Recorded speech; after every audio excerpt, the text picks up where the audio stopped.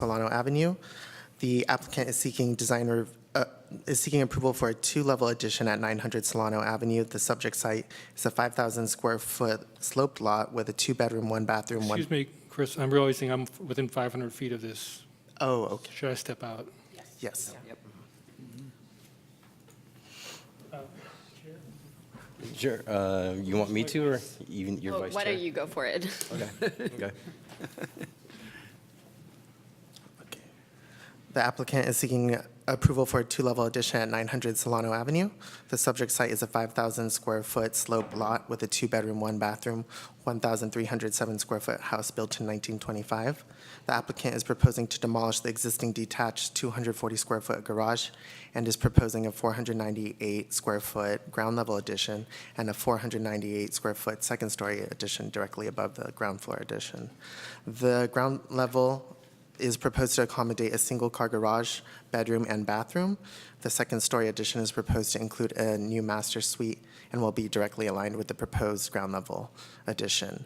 The exterior of the addition will be painted stucco siding with a pitched shingle roof to match the existing home. This will result in a four-bedroom, three-bathroom, 1,996 square foot home with a maximum height of 21 feet, 1 inches. Parking is provided in the proposed attached garage and parking pad in the rear yard. Is the applicant here for this project? Is there anything you'd like to add to the staff's report to tell the commission to help us enlighten us about the project? You don't have to say anything, but if you like to, you can. Okay. And I guess we'll just do a public comment period. Are there any questions of staff on this project before we do the public comment period? No? Okay. And if there's anybody in the audience who'd like to address the commission on this Take your topic, speaker please. card.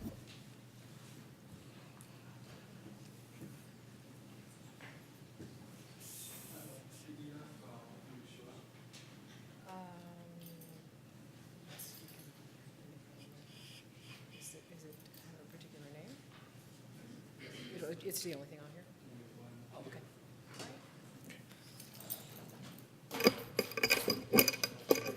How do you pronounce your name? Woman? Okay.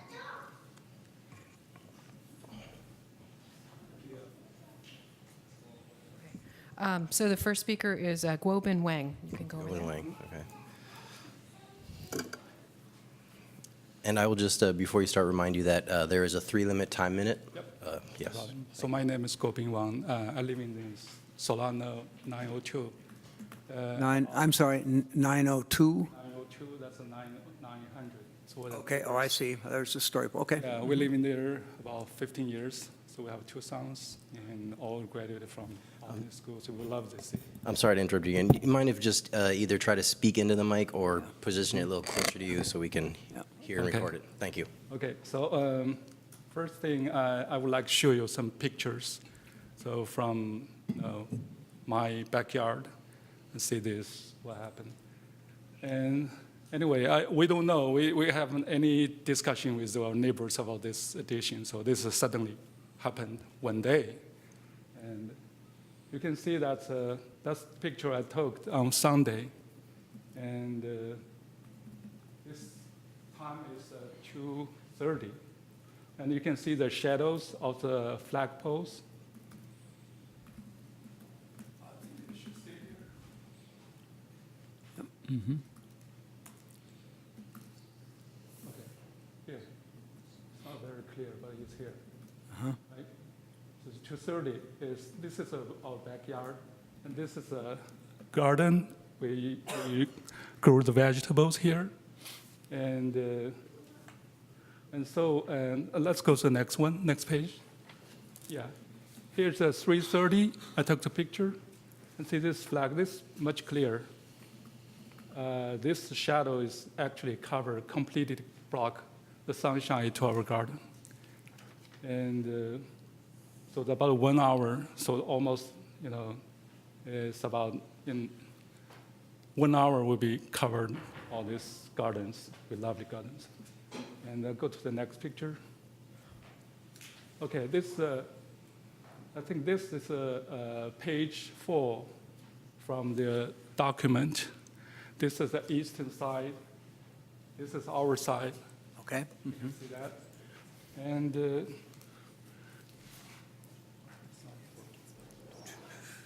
so actually, this is a slope area. So 900 is the highest point in our block. So it's the slope. So this is our property evaluation. So you can see it's pretty low compared to theirs. So our backyard is even lower. So this supposed building height, new addition is 21. But to us, this height is 23. And also you see the garden. And also this is the backyard. You can see that it's definitely blockade. And also I want to point out that I don't know why it's this existing house have a small windows here. Why it's so big after the join and maybe wrong size. And also they postpone these two windows on this addition. This one is on the first floor, and the second one is a master bedroom. It's very big. Okay, so let's go to the next page.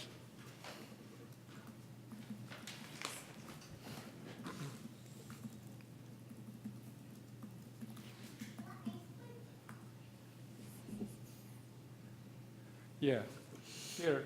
So I took the whole pose. You can see that's the failing. So this is opposed to the last bedroom windows.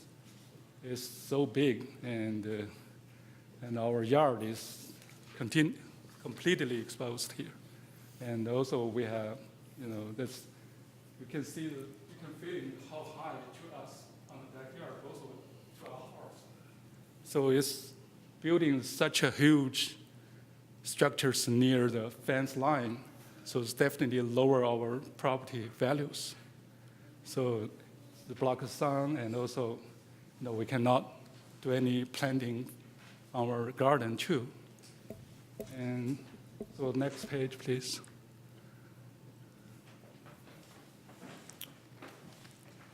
Okay, this is from Google Map. I just found. So things that our block is not straight to the north. We are northwest. So this is the addition. And this is our garden, and this is our small yard. And you can see that sunlight is definitely a problem here to block it. And even in the summer, probably even worse. So we spend pretty much time on our yard or garden, and we grow the vegetables all year round for many years. And I think this addition will destroy this hobby or whatever, so we lost it. So we're suggesting move this side a little bit aligned to the greenhouse on the south side. And so, even though there's better integration to the existing house and no extrude out. And also, give us, both us, a space a little bit. So that's what I'm suggesting, doing a little bit reversion here. And the second issue is the privacy. You will already see that. That's their master bedroom is way up the fence, and so it's directed to our backyard. And so I think there's totally no privacy to us. And so we suggesting is either no window on this side, or you make a high window up high, so give them a privacy and also give us a privacy. You still got sunshine to your room, and not the big windows right to your yard, backyard. So definitely that's our issues. Okay. And also we welcome everybody to go our yard and take a look how high that's building to us. is definitely in person, then you can feel it. Yeah, okay, thank you. Okay, thank you, thank you. Is there anybody else in the audience who would like to address the commission on this topic? Yes, ma'am, please. And if you may, yes, that'd be great if you filled out a speaker card. You can go.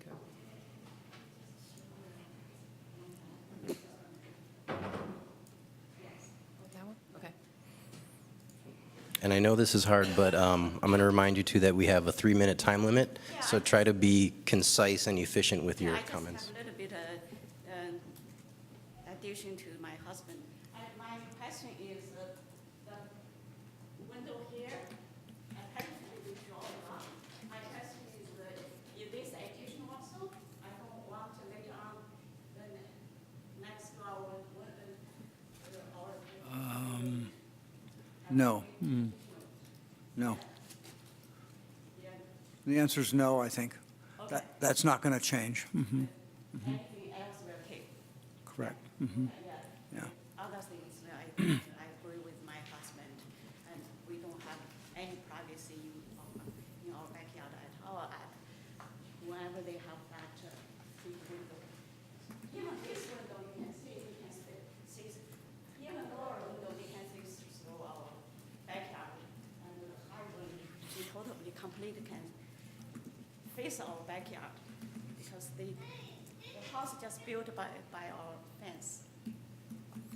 Yeah, that's all right. Okay, thank you. Is there anybody else in the audience who would like to address the commission on this topic? Sir, please. And if you haven't, after you speak, if you could fill out a speaker card to give to There's staff. that speaker would be cards great. at the back of the room. But take the podium. Hi, my name is Steve Schwartz. I just have a few questions.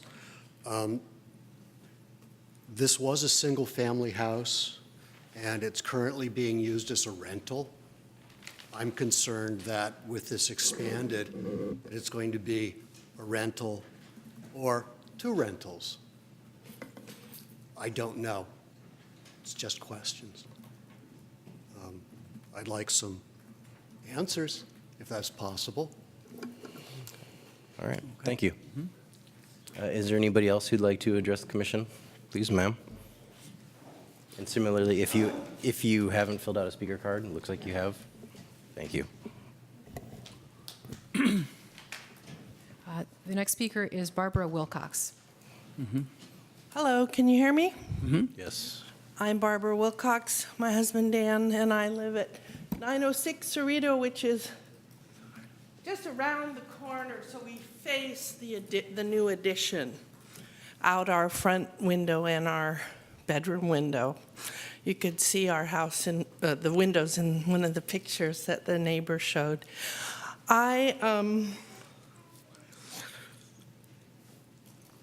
was a little surprised when the story poles went up to show how tall it was.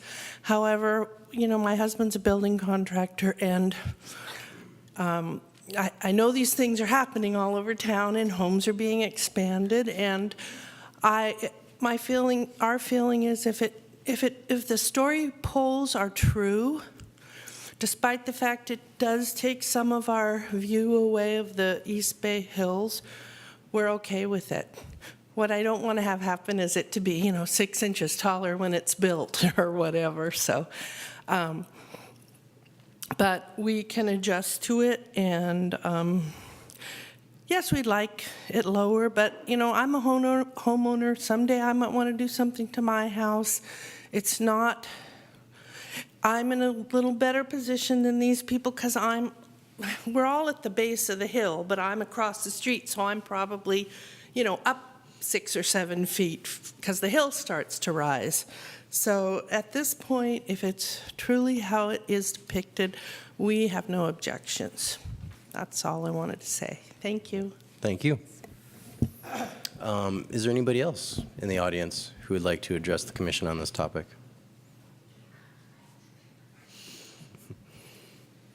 Would you like to address the commission?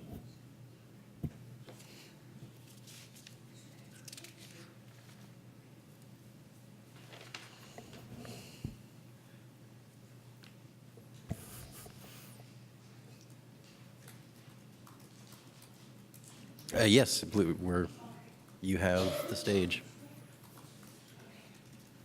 And if you haven't already, if you could fill out a speaker card after you're done speaking and give it to staff. You can speak first, though.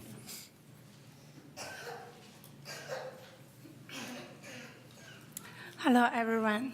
Hello. Yeah, my name is Iris, Iris Wang. I live in Berkeley. I'm the friend of Xu Yang and Guo Bin. We know each other since 1996. So we lived in village. We know this history. So they purchased this house since, this is the first house for them. So they put a lot of effort on this house. Her husband, and every weekend, he works in the laundry lab, but every weekend he works on this house. He put a lot of effort here. Also, the wife love plant like a vegetable, flower. So I went to their yard. So this house, it's really block all the sun, sun from the west, the sunshine. So they make my friend very sad. And also, they put the big window, they show the picture to me. I feel like they cannot live there anymore. They cannot live there anymore because the big window, they just watch what they do, and the living room and the backyard. So that's why I would stand them to support too high and too big window dresses. Hope it can help them a little. Thank you. Thank you. Is there anybody else in the audience who would like to address the commission on this topic? I'm sorry. Are my questions going to be answered? The process isn't complete yet, and so it's bear with us. Okay, and so unless there's anybody else who'd like to address the commission on this topic in the audience, I'm going to close the public comment period and bring it back to the commission for discussion. I think before that, I'm going to offer the applicant a chance to, if you'd like to respond to any comments. Now is your opportunity to sort of do that. We just ask that you come up to the podium if you'd like to do that. And you don't have to respond if you don't want to. It's purely voluntary. Hello, everyone. My name is Herman Ho. I grew up in Albany, actually. I have been here since 1986. Went to Albany Middle School, Albany High School, class of 1991, went to UC Berkeley, and then moved out for a bit. So let me first address our intent of purchasing this house is to move back to Albany. So we want our kids to grow up in Albany. I went to Cornell School back then for summer school, and I want her to go to Cornell and then go to Albany Middle. I mean, it's a different Albany Middle. Back when I went, it was Ocean View was Albany Middle. Anyway, but you understand, we would like her to grow up in the same town that I grew up in. So I'll try to address the questions as best as I can. So the first question is, yes, right now it's rented out, and it's the only reason, or let me backpedal a little bit, we purchased this house with the intent to raise our child in it, okay? And the only reason, so we bought the house, escrow closed last 2017, maybe January, February-ish. I don't remember the exact date, but we clean out, old houses. There are problems. We spend the next month or two fixing it, and then we basically rent it out because we knew at the time we couldn't quite fit the things in there. Being the older houses, they don't build with the kind of square footage that contemporary houses do. I'm sure the commission is aware of that. So, and hence the purpose of the expansion, to try to bring the square footage a little bit higher, especially in case if we have a second child, that being in a two-room, one living room, two bedroom, moderate-sized bedroom could be a little bit feel squished up. So that's the intent. So the only reason we have been renting it out is because we are aware that the expansion, it takes time to do the drawing. It's a lot more tedious than I would imagine. This is the first expansion we have attempt. So we knew that would happen, but meanwhile, we just can't bleed out on the cash flow while all of this is going on for months and months. So, So even on our lease with our current tenant, we had it that it's basically what you call a non-renewable lease, right? So it was with the intent when we rent out last April is to end this April. Well, obviously the construction is not done. So we just want to renew in the shortest term possible. So, and we have last year's lease, terms to prove that. I mean, we have no intent to lease it out to people in the long run. We want to make it as short as possible. As soon as it's in some form of move-in ready condition, we intend to move in. So that's the first question I want to address. As for the building itself and the suggestions, I must first confess I am no plan expert, so I'm not going to attempt to see what is good for the garden or not. I honestly don't know. Based on the picture, may I ask you to go back to page 1, please?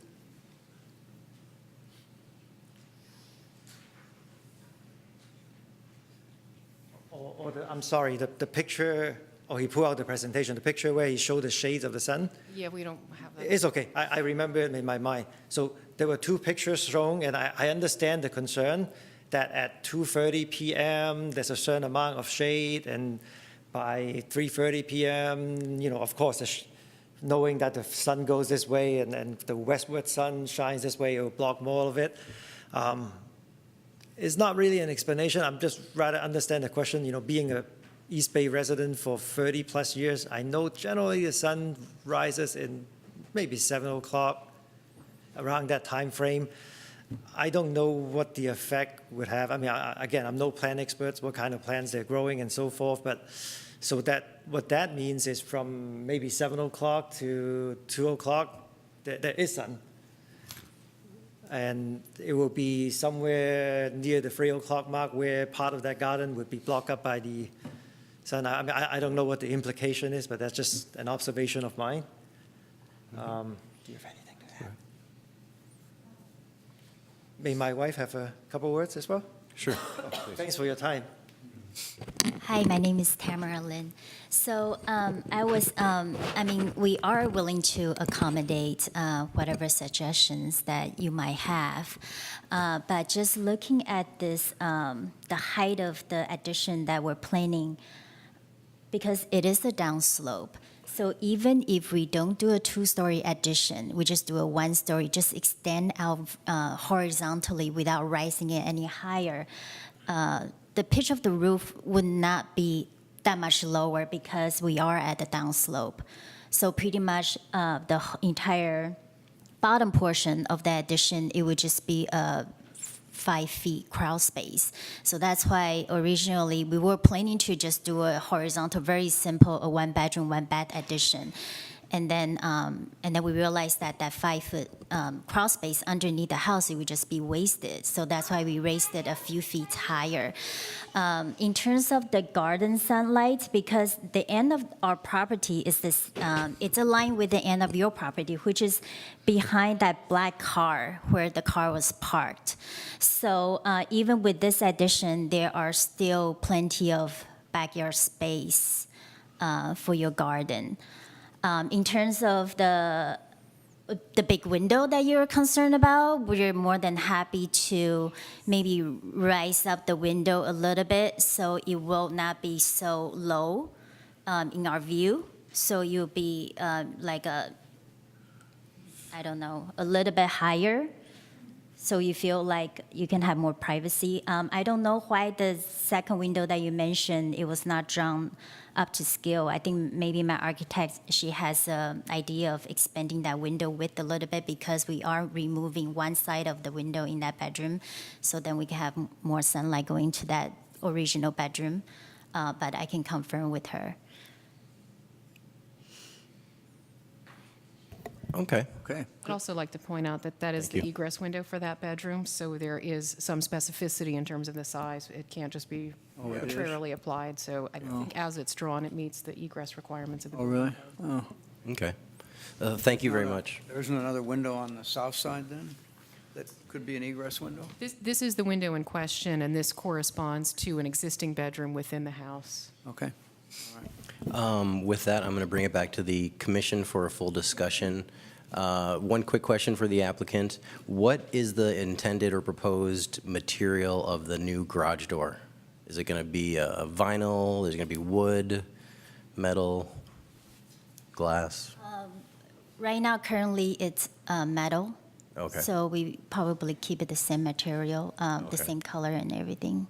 Okay, and by metal, I'm assuming you mean like aluminum? Yeah, something garage like door? that. Yeah. Okay, all right, thank you. All right, is there a commissioner who'd like to start the discussion? I'll start it just because I pulled it. My main concern wasn't necessarily as involved as some of the things brought up. My initial concern was just simply the language of the windows, and that I think, let me make sure I get the right, basically on the public elevation of the building, which would be the west elevation. It just seemed like the new windows above the garage and whatnot right up here just didn't really fit in with the existing sort of character of the windows. And I feel like these on the opposite elevation much more sort of reflect the existing windows and play off of them. And so that was just my concern. And it just seems like the size of these seems somewhat random. Like this window seems smaller than these windows, and I don't quite understand why. And the alignment of the garage door with the windows is kind of off. So those are my kind of initial concerns why I pulled it. Eric, I think one window, can I use this? Yeah. I think there's a window right there in existing, and it doesn't show up on either of the drawings, but it sure looked to me when I was out in the field that there's a window in between there, so, I don't know. And Ann, is that the egress window you were talking about then? Is it? Yeah, It's this one here. That's on an the existing huh? window. And then on the new, This is the it would be proposed this. So I'm going to infer from that the existing window doesn't meet egress Is requirements. this an egress window? That would be for that upstairs bedroom. But it could be on the south side? Correct. Okay. All right, thank you. And then I'll just quickly touch on the neighbors' comments. I mean, I will say that the project has a overall height of 23 feet, which is below our maximum required allowable height. I mean, the addition is somewhat modest in its aesthetics and size, and unfortunately, we don't have any local regulations that protect someone's right to light or privacy. And so unless there's a personal easement between the parties or a local regulation, we can't really regulate solely for that reason.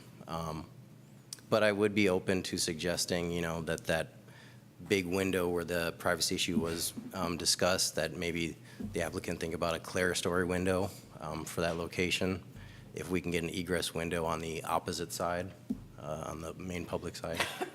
So I don't know, those are my kind of comments. Sure. And I would actually share the same comments that you had about the windows on, I think it's is it the Cerritos side, the street-facing side? They do look like they're very much been designed from the interior out rather than looking at the exterior composition of the fenestration. So I similarly don't have any concerns about the volume of the building. I think the volume is fairly well integrated into the existing architecture. But I would be supportive of making a motion to approve the project with some revisions to the window, both specifying appropriate use of trim. I did have a question about the trim on the existing windows. It looks on the plans like it's changing from the existing style of window trim, and I would want to make sure the existing character is retained and then matched on the proposed. So with those changes, I would be supportive of making a motion to approve the project. Wonderful. Is there, Okay. I agree with all those comments and don't have anything to add at this point. okay. Okay, I'll make a couple of comments then. Let's see, I'm listening to some of the public comments, and I've sort of rethought some of my earlier observations. I agree with Eric's comments about those three new windows on the west side and sort of the misalignment with the garage door. I don't think that's too big a problem. But I think Eric's comments are well taken. It would look better if there were a little bit more symmetry there and if those windows were a little larger.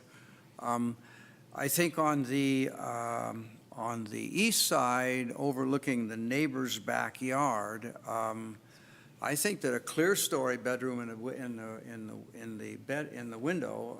the bedroom is always a good idea in a situation like this. So it's horizontal, not too high above where you might have beds in the room, makes the bedroom more usable. And I think that this might be appropriate here where you're in a situation, from what the neighbors say, that you're looking right down on their backyard.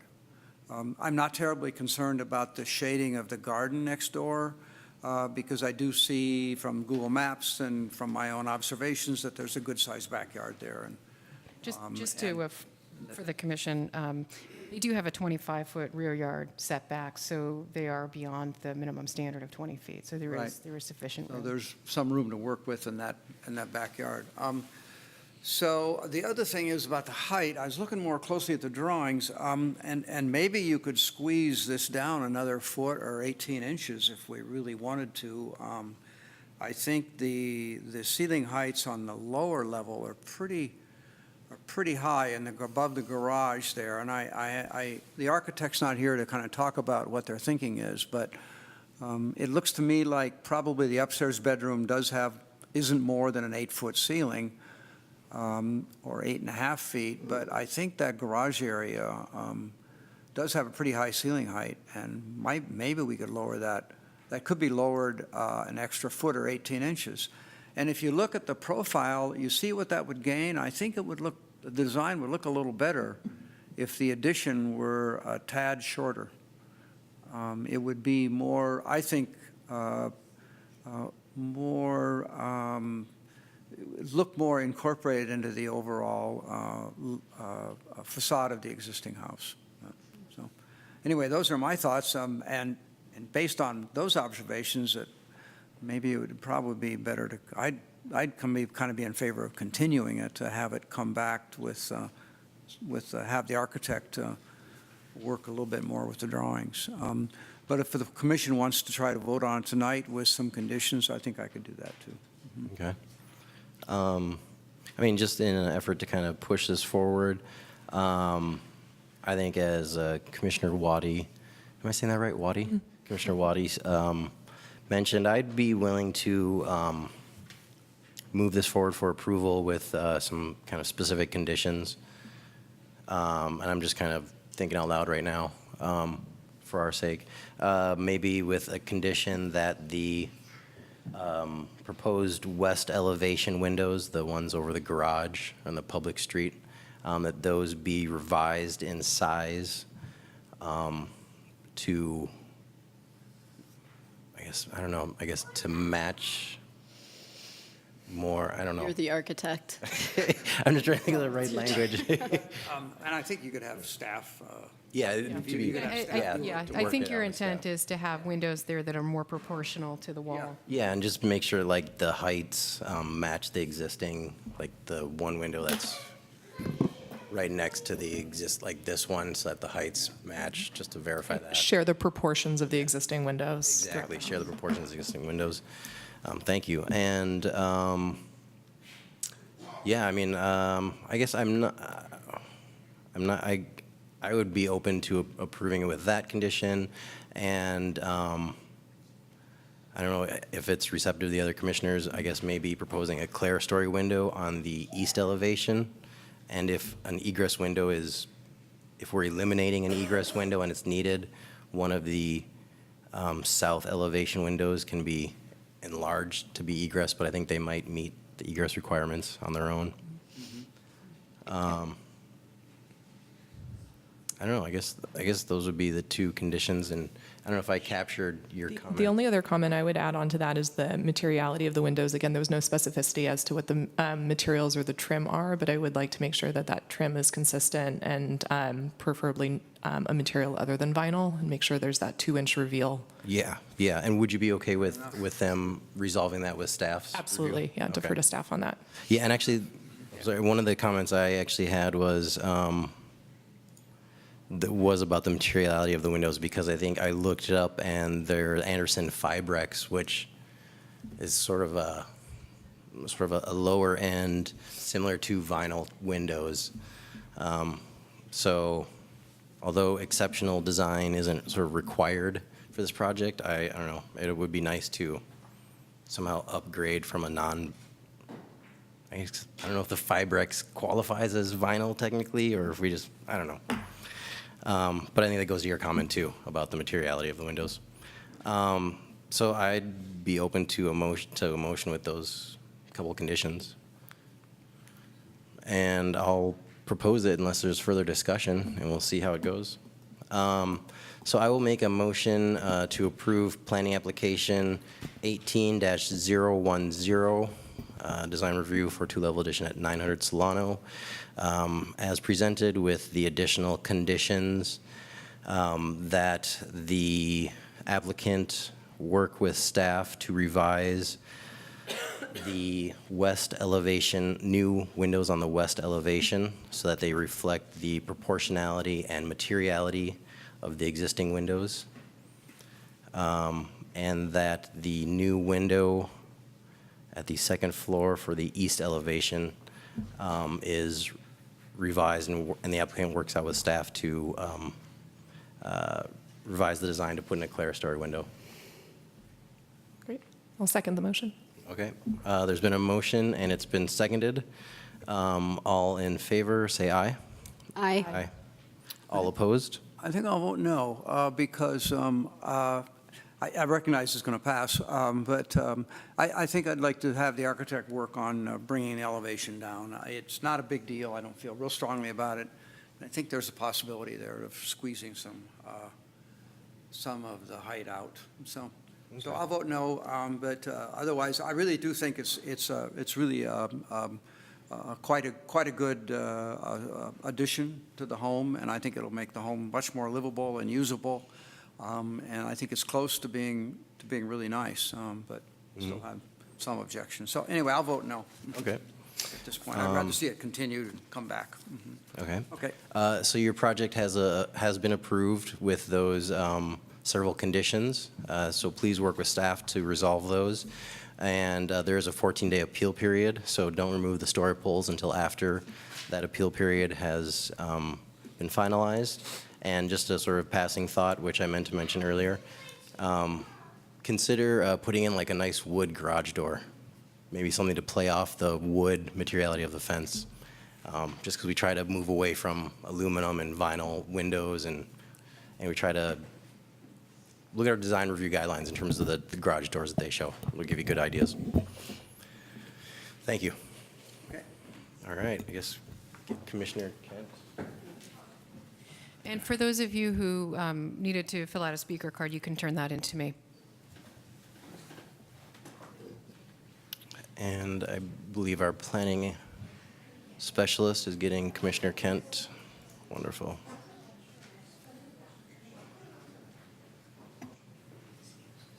Oh, yeah. Yeah, you should go.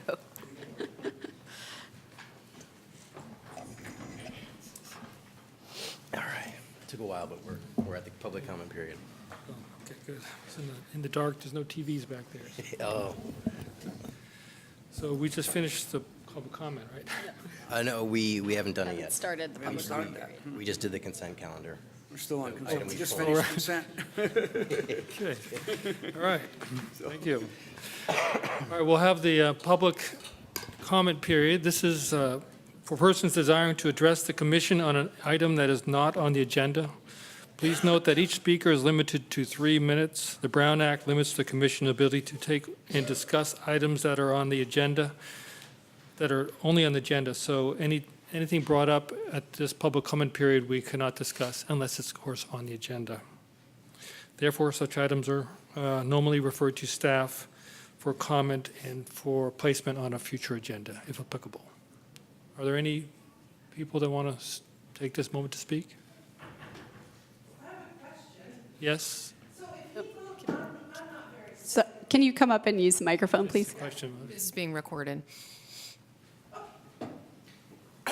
So I'm Barbara Wilcox, 906 Cerrito. So the suggestion to lower the addition by 1 foot, is that wasn't, that, you voted no because you think that should happen, but that's not going to I happen. thought that should happen, but I didn't have the votes. So Okay. that will All not right. happen unless the architect looks at it and Right. decides on their own. Or the family decides to take people's. They're your neighbors, so you might talk to them. Okay, thank you very much. Thank you. Any other members of the public wish to speak? I don't see any. Moving on, item 7, discussions and possible actions on the following items. The first item is 7-1, planning application 18015, design review and parking exception for a single-story rear addition at 1120 Garfield Avenue. Chris, you want to present that project? Yeah. Once again, this is design review for a single-story rear, design review and parking exception for a single-story rear addition at 1120 Garfield. Some background on the property. The subject property is a 3,750 square foot lot with an existing 2-bedroom, 1-bathroom, 842 square foot home built in 1922. City records show the following work done to the property: chimney repair, re-roof, repair and replace of front and side porches, remove and replace the perimeter foundation. Here's the street view of the property as it sits today. Project requests. The applicant is seeking design review and parking exception approval for a 760 square foot single-story addition. The addition will accommodate 1 bedroom, 2 bathrooms, a mudroom, storage room, and master suite. There will be a new rear deck off the back of the home. The addition will cover a portion of the existing driveway, resulting in a 3-foot 9-inch conforming side yard setback.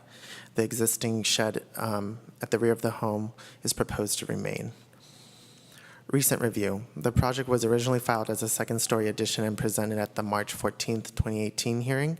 Due to neighbor concerns with height, privacy, and the design of the second-story addition, an alternative single-story addition was presented to the commission for preliminary feedback. The alternative single-story design requires a parking exception entitlement to allow the second off-street parking space to be located in the front yard setback area. The proposed parking space is 8.5 feet wide by 18 in length, conforming to code standards. Staff prepared preliminary parking exception findings for the commission to review and presented those findings at the March 14th, 2018 hearing. Based on the preliminary comments from the commission, the property owners and the architect amended their application request and are proposing the alternative single-story addition for 1120 Garfield. Here's an existing elevation of the home. Here's what was previously proposed with the second-story addition. And here's what's proposed to you today. This is a front elevation, and this is a rear elevation to show the single-story addition as well. Revised project design. The project has been modified to be a single-story addition. The highest point of the shed roof now faces inward, overlooking the rear yard. High-place windows are now proposed to mitigate privacy concerns. The highest point of the addition is proposed to be 18 feet 4 inches. The proposed single-story addition is 760 square feet compared to the previously proposed 962 square foot 2-story addition. The proposed single-story addition is still contemporary in design. It includes a gable and shed roof forms. The exterior of the addition is proposed to be clad in a combination of horizontal fiber cement siding with wood or painted fiber cement shingles. A new deck is proposed at the rear of the home. Painted fiberglass windows are proposed throughout the addition. Parking exception. The existing property has 2 legal off-street parking spaces clear from the front setback area. The proposed addition covers a portion of the existing driveway, eliminating one of the legal off-street parking spaces. The applicant is seeking a parking exception to locate one of the 2 required off-street parking spaces in the front setback area. And this is just a screenshot with highlighting basically the parking space that would need the parking exception. And that's in blue, and then the orange just highlights the front property line. Correspondence is received. Staff received 1 correspondence voicing support for the revised single-story addition. Neighbors' correspondences in regard to the previously proposed second-story addition have been included as a single attachment with the staff report. The project is categorically exempt from CEQA. Recommendation: staff recommends that the commission review and approve the proposed project subject to attached findings and conditions of approval. That's it.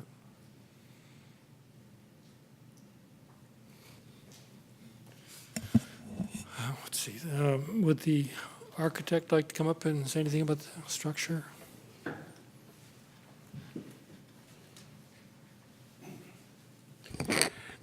Greg Van, excuse me, Greg Van Mecklin, architect for 1120 Garfield. I think Christopher summarized it very well.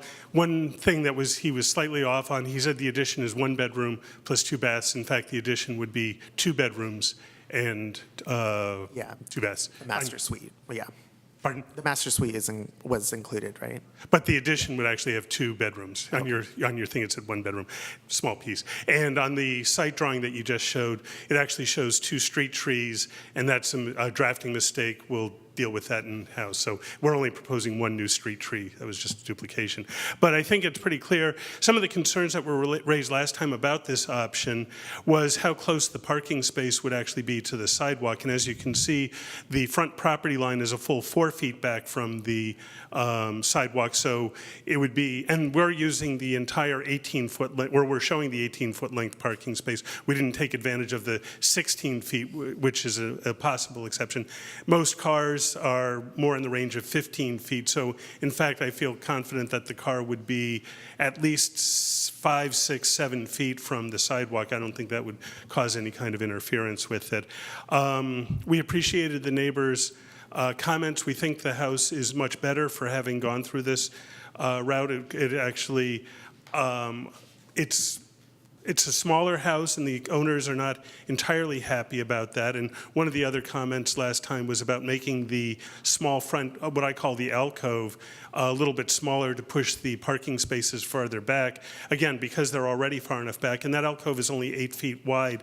To make it any smaller starts becoming almost useless, especially for either storage or for a place for watching TV, the man alcove, as we call it right now, or for their son, for him to play in. Anything smaller than 8 feet is not very useful. So I hope I don't need to say more. I'm happy to answer questions.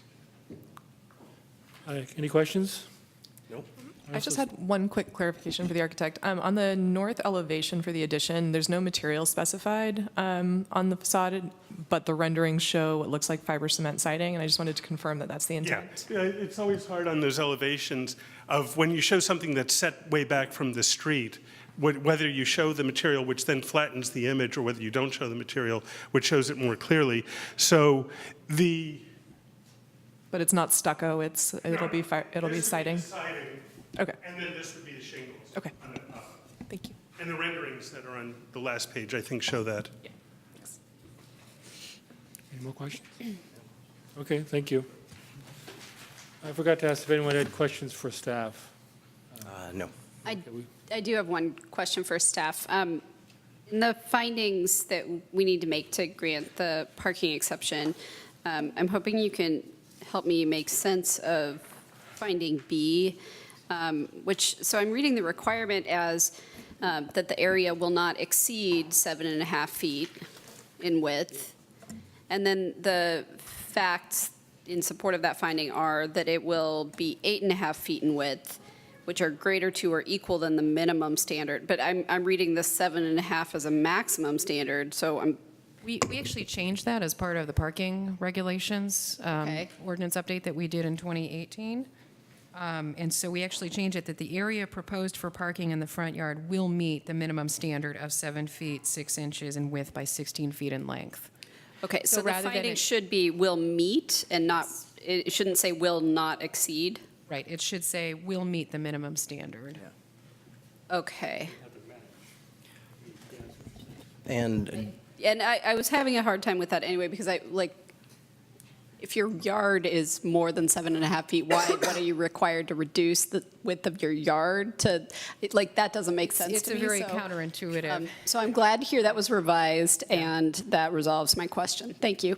And just to add to that, Commissioner Jennings, when a project is proposing side yard parking and there is a fence and or a building on either side, the 7'6" minimum has to be increased by 1 foot to 8'6". And so that's also where that 8'6" requirement comes from. I see. But it's not a maximum, it's a minimum. No, yeah, still a minimum. Yep. So you understand, so you have room to open the car door? Yeah. When you're adjacent to a hard surface, yeah. Okay, thank you. So close public comment, oh no, sorry, open public comment. Does any members of the public like to come up and make a comment on the project? Please introduce yourself. All right, the first speaker is Michael Green.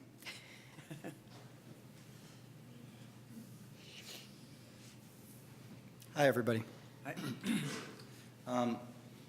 Something special happened here. It's unusual.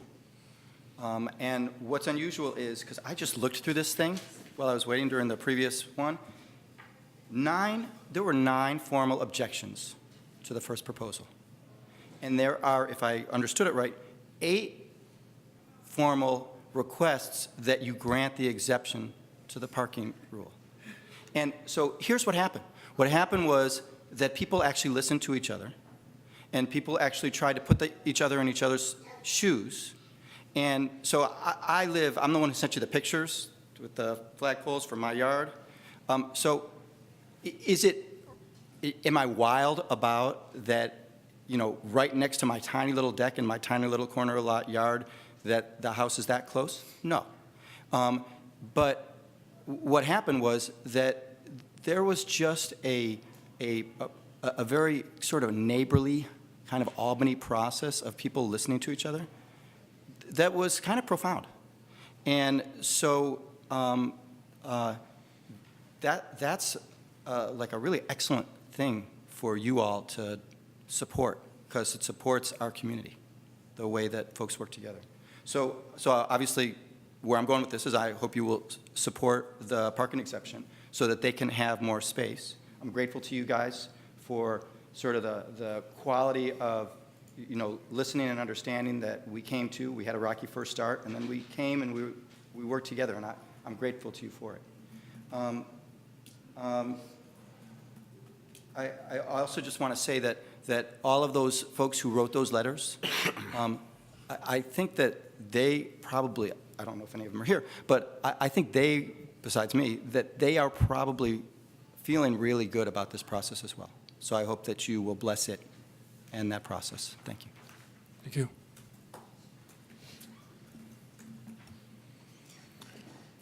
Any more speakers? That's it. Thank you.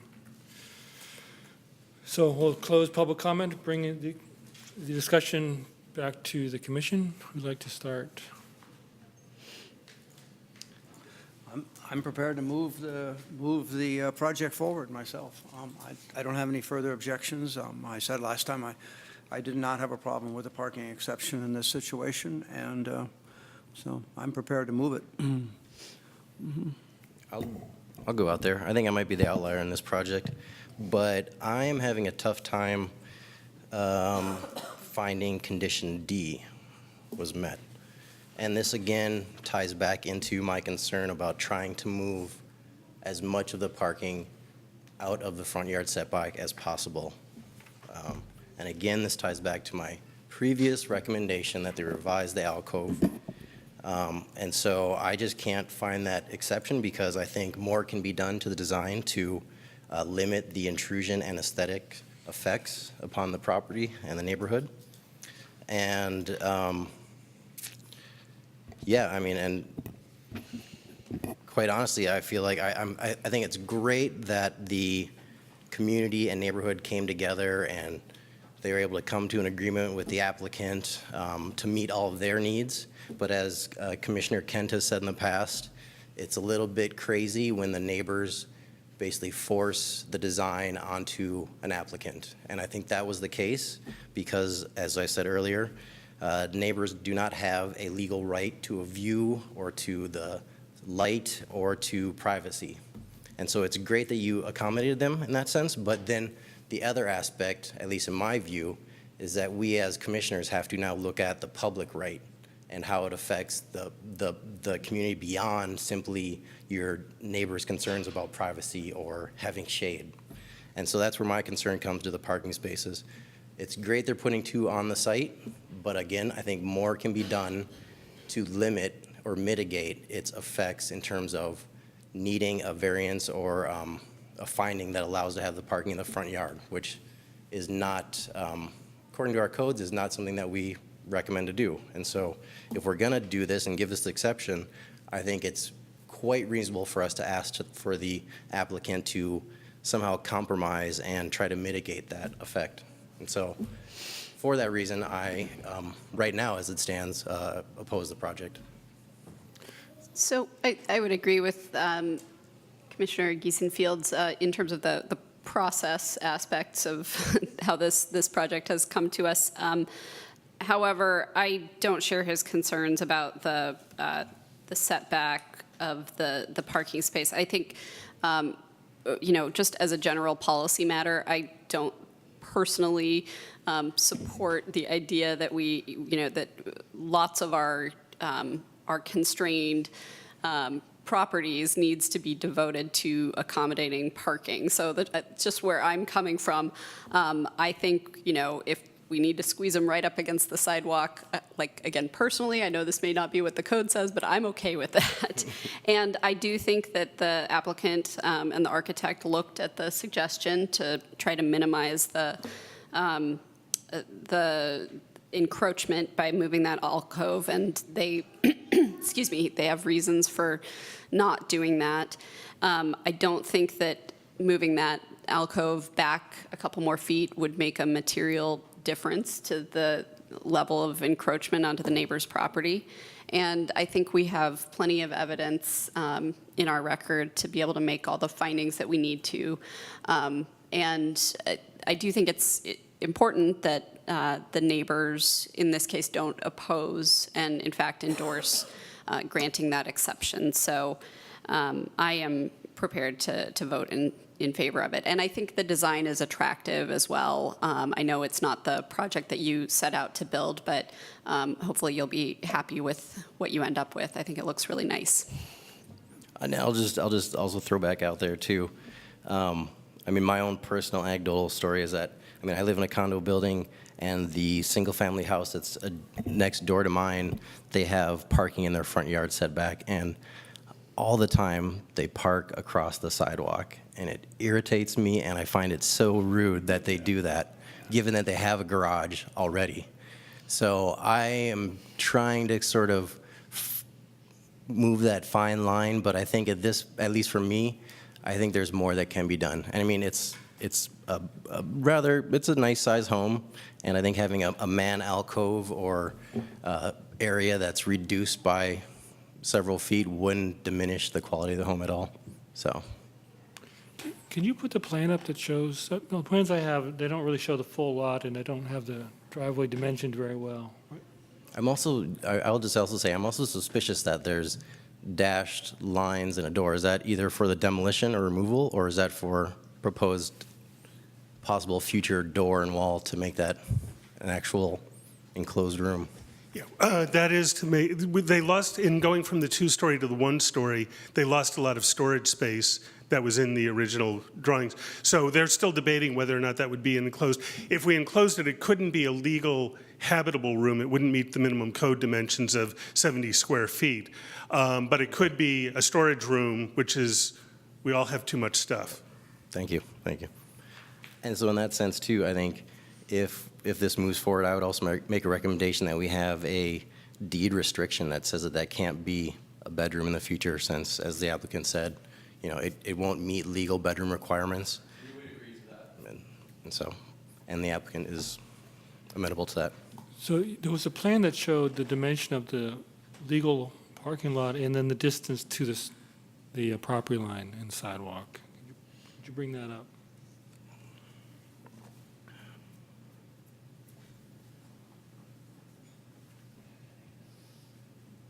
There it is. All right, so we have the legal, the blue one is the exception, so that's a... And it appears there's a 4-foot setback from the sidewalk. On the edge of the sidewalk, it's about 4 feet back to the property line. Right, what is the dimension of that blue area? Of the blue? It's 8.5 feet in width by 18 feet in length. Okay, so then the one in front of it is not the legal spot? That's... No, that is the legal spot. It's That's the the same second. dimensions. It's out of the front yard setback. And then so this is the first or second that's That's one non-conforming. parking space, and there's the This is other. second one. Yeah. Okay. And why are you concerned that's going to park over them? I personally feel like if we can simply move this, which is a storage room alcove, cut off 4 feet, you're moving this car so you don't have people walking by 4 feet away from their bumper. It's further into their yard. And quite honestly, this shouldn't exist by code. So I don't think it's much to ask them to move it back to mitigate the actual effects of it. I see your point. But again, I'm probably the outlier on this, so. Yeah. Do you want to speak? Sure. I mean, so my perspective on this is, first, I really want to commend you guys for working with your neighbors. I do a lot of this type of review for my day job, and I'll tell you this is very unusual to have 8 or 9 people show up adamantly opposed and have that be a complete reversal. So I commend you guys for working with your neighbors. I think I share many of Megan's thoughts on the parking issue, and I personally feel like we can make all of the necessary parking findings. I agree with the staff report on the findings, and would be very supportive of granting the parking exception. And then as it relates to the design, I actually do think it's ended up as a much better design. Is it the absolute perfect design? Probably not, but obviously you're trying to live in the house and do minimum alterations to your existing kitchen, and I respect sort of the cost constraints of not completely gutting the house and thinking about this as a new construction. So given those sort of physical constraints and the sort of need to stack it along the right-hand side, I think you've kind of done the best that you can within those sort of very real constraints. So with that, I'm very supportive of moving the project forward. Yeah, and I also support moving the project forward. I understand Commissioner Gilson Field's comment, but I do think everything's, if you give more space to the car, then you're losing it in the building or the backyard, and both of those spaces have value too. So I'd rather have space there than in a parking lot that's not needed. I'll make a couple of comments. It's a very narrow lot. It's a very small house to start with. It's not going to be a terribly large house when they're done with the expansion. Small and narrow lots are always a problematic for us. I think this has extra problematic issues because it is right next to the corner lot and the corner house has its own sort of design issues, including a very small amount of open space with the corner house there. I think the design is far better than what we saw when we started out, and I really like that. I'm really happy about that. I agree with Michael Wood that I think this is an exceptional process that we've seen with the neighbors coming out opposed to it and then coming back asking for us to approve the parking exception. I think I've never seen that before. I'm very impressed with the level of communication that I saw in that neighborhood and from all of the commenters that we had before. I think it's to me it's very significant.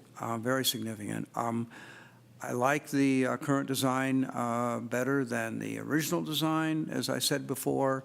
I know we have done front yard parking exceptions on other 25-foot lots. I can think of some of them. I think that we will be in a position where we need to do that again in the future. It is very hard to design a home of 1,500 square feet or larger on a 25-foot by 100-foot lot and accommodate 2 parking spaces. It is really difficult to do. And it's going to continue to come to us time and again. So I really, from the beginning, I have not had any trouble with this project, and I'm prepared to move it forward. So I don't know. With that, I'll move approval of planning application 18015, design review and parking exception for a single-story rear addition at 1120 Garfield. And I think there were some conditions that we wanted. Was there anything? Condition of deed restriction on that? Well, it's just concerning that alcove in terms of. Do we really need that, or? I mean, we've done it on past projects where there's a space that could easily be converted to a bedroom that's non-conforming. Okay. But I'll leave it up to the commission. Is that an issue for staff? Is that a problem for staff? I mean, if you include that as a condition, we have a template that we can modify to Okay. the applicant. Is there a need to condition it if it doesn't meet the actual code dimensions to be a bedroom, so it inherently never can be a bedroom? It probably Do we is need true. to I add a mean, deed yeah. I mean, restriction for that? I think the intent was more so with people making illegal bedrooms. So, Trying to put people on notice that, yeah, basically so that if, let's say, an applicant puts in a wall and a door and then tries to sell the building as a 5-bedroom, 3-bath rather than a 4-bedroom, 3-bath, it prevents them from doing that, basically. Right. Honestly, it's either way because You're I'm going okay to with oppose it? the project, so. Well, the bedroom is not, I think, let's go with the building, I'm comfortable going with the building code requirements on it, so. Yeah. Okay, so I'll leave my motion there. Okay. I'll second. All in favor, say aye. Aye. Aye. All against, say nay. Nay. Okay. The application passes. We have 14 days to appeal, if anyone wishes to do that. And other than that, that's it, right? Thank you.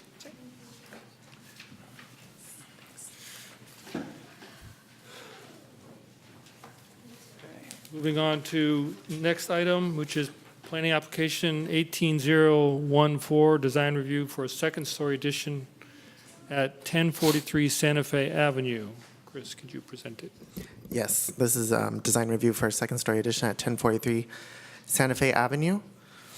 Some background on the property. The subject property is a 4,000 square foot lot with a 3-bedroom, 1-bathroom, 1,237 square foot home built in 1926. City records show the following work done to the property: garage conversion of the basement area, bedroom addition, pest repair, re-roof, electrical service upgrade, addition of outlets and an exhaust fan. Here is a street view of the property as it sits today. Project request. The applicant is seeking design review approval for a second-story addition. The project scope includes reducing the main level from 1,237 square feet to 1,094 square feet, and then constructing a new 869 square foot second-story addition. The main level will accommodate living room, dining, kitchen, family, office, and bathroom. And the second-story addition is proposed to have all the bedrooms located in this addition with 2 bedrooms, a new bathroom, laundry, and the master suite. The proposed design proposes a change in appearance to contemporary. Here's an existing elevation of the home, and here's what's proposed.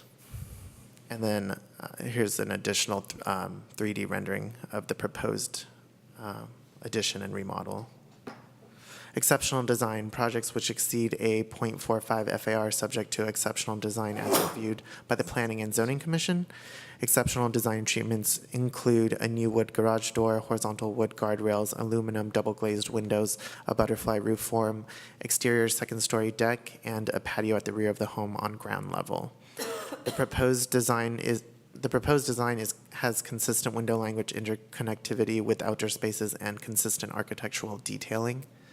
Parking. 2 off-street parking spaces are provided in the existing attached garage in a tandem configuration. Staff has not received any correspondences in regards to the project proposal. Project is categorically exempt from CEQA. Recommendation: staff recommends that the Planning and Zoning Commission review and approve the proposed project subject to the findings and conditions of approval. And that's it. Thank you. Any questions for staff? Nope. Is the architect here? Would you like to say anything? Come to- Yeah, please come to the microphone so you're on. So my name is Joanne Koch. I'm the principal at Koch Architects. And I just want to say I was grateful to get to work with the owners of this building and of this design, because it was a real opportunity in Albany to get to kind of really highly integrate a new building where it wasn't just kind of attaching to the top or that kind of thing. And that was a real goal, I think, of the owners, is to have a highly integrated building that was reauthored with a new look that was something that would give back to the street and be an example of a building that had texture and scale and kind of a new freshness, I think. So I was excited by that. We have had a lot of great comments from the neighbors. They have all been supportive. They feel the design is beautiful and will add to not only the street, but to the city as well. Thank you. Any questions for the, You want any? I have just kind of couple of general questions. Please. When you were designing the project, one of my issues, I appreciate modern contemporary design. One of my issues, though, is just sometimes it can be too much of a box.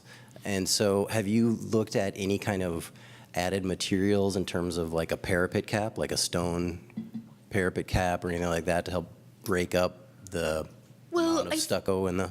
Well, I think what is breaking it up is the way in which as you know, the components of doing a contemporary building, the strength of it is what it is and what it isn't, right? And so I think that the integrity of this building is the discipline of the geometry, the alignment of the garage door then integrated into the railing, and the way that is going to be detailed. So the stucco, what I would say is the interest and the materials, it's a integrated or integral color stucco, so that's going to give it a depth and modeling. It's not just a painted finish. On the wood door, we're looking at a western red cedar that's stained. So, you know, the materials that we're using and the way we're using those in a kind of a disciplined way, I think is going to give it the interest. And, you know, also this steps back, right? So as the stair comes up, this steps back, and then that steps back further, right? So the mass is really broken down, and then I think it would be wrong, frankly, to add kind of little details to it, because what's strong about it is the materials and the way those materials are getting integrated to propose a composition. Okay. So that would be. And then can you just walk me through the detail of the guardrails and how it extends down over the floor assembly? How the guardrails extend. So, okay, so this is the head of the garage door, right? Mm-hmm. So the garage door, it will be a paneled garage door, and it'll be the type of door where we can insert the type of wood that matches the railings, right? So in the 5-panel garage doors, they come where you can insert wood, custom wood into them, right? So there will be, these are horizontal boards that are set in the 5-panel garage door that goes up. That the detail of the ledger that's supporting the deck will be clad with the same material as the garage door, so this kind of rises up. And then the railing detail is proud of the garage door. So like if we were to turn on the shadows here, you would see this recessed back from the way in which the railings and the walls come forward. Okay. What's the material for the railings? Yeah. The material. The material for the railings is the same as the door. That's proposed as a western red cedar. Okay. And it'll probably have a semi-transparent stain on it. Stain on it, all right. And then similarly, the material for sort of the eave overhang and the projections, is that also the same wood material? It is. Okay. Same material, okay. And it's in the soffit and the fascia board, then that goes into the inside of the room as well. So you get that You'll see it through. outdoor feel with it. Yeah. So the same details. So then this comes out, right? This is the floor level that comes out and is a canopy. And then the detail that is here gets repeated here and in the way that this line comes up. And to answer your question about the railing, so to span this distance, right, that cannot be done out of one board. Yeah. So what we do is we put a steel plate and we then route in to the bottom side of the Okay. of the board, so that if you step on it, it's Yeah. strong. Oh, cool. And then so the steel gets, the horizontal members and then the vertical pieces get screwed into the sides, and then basically it gets capped with the wood. All right. So that's Okay. how Okay. that would be Okay. detailed. All right. I have a couple other questions, if Please. it's okay. On the back side of the house. Yeah. You have the same railings Yes. above, and bedrooms on the second level. And I'm concerned or wondering about the privacy. You have uphill neighbors. I didn't go there, but I know it goes up. And so you have pretty floor-to-ceiling windows, very tall windows and doors on those two back bedrooms with the railing only, and the railing is mostly transparent. How are you going to protect privacy from these rooms from the uphill neighbors' yards? And I don't know Yeah. what's there. No, I didn't go. thank you. It is something that we thought about and Okay. also spoke to the neighbors about. So I did not speak to the neighbors directly. Krista and JB, the owners, spoke to them, so we can give you their feedback. But the neighbors are quite a bit higher. Okay. They're significantly higher, such that they can see over. I don't know how this works, if JB can respond? Yeah, the owner. Yeah, you probably should state your name for the Sure, record. my name's JB Tamero. I'm the owner with my wife, Krista Bell. Right. Our neighbors are Terry and Lauren. They live in the back. Sinclair, okay. He was a administrator in Cocoa County for a number of years and is retired recently. We actually went over there and spoke with them about it. And actually, there's a little porch that there's actually no bedroom in the back of their house. There's a little porch, the way it's sort of built. Their bedroom sits back, and then there's a little hallway anteroom off to the side, and then there's a very small porch off the back that actually, from sitting in our backyard, I thought would be we would be right on their toes, basically. But really, as Joanne indicates, we went out there and looked over it. They're very high up. So at the back of our yard goes up.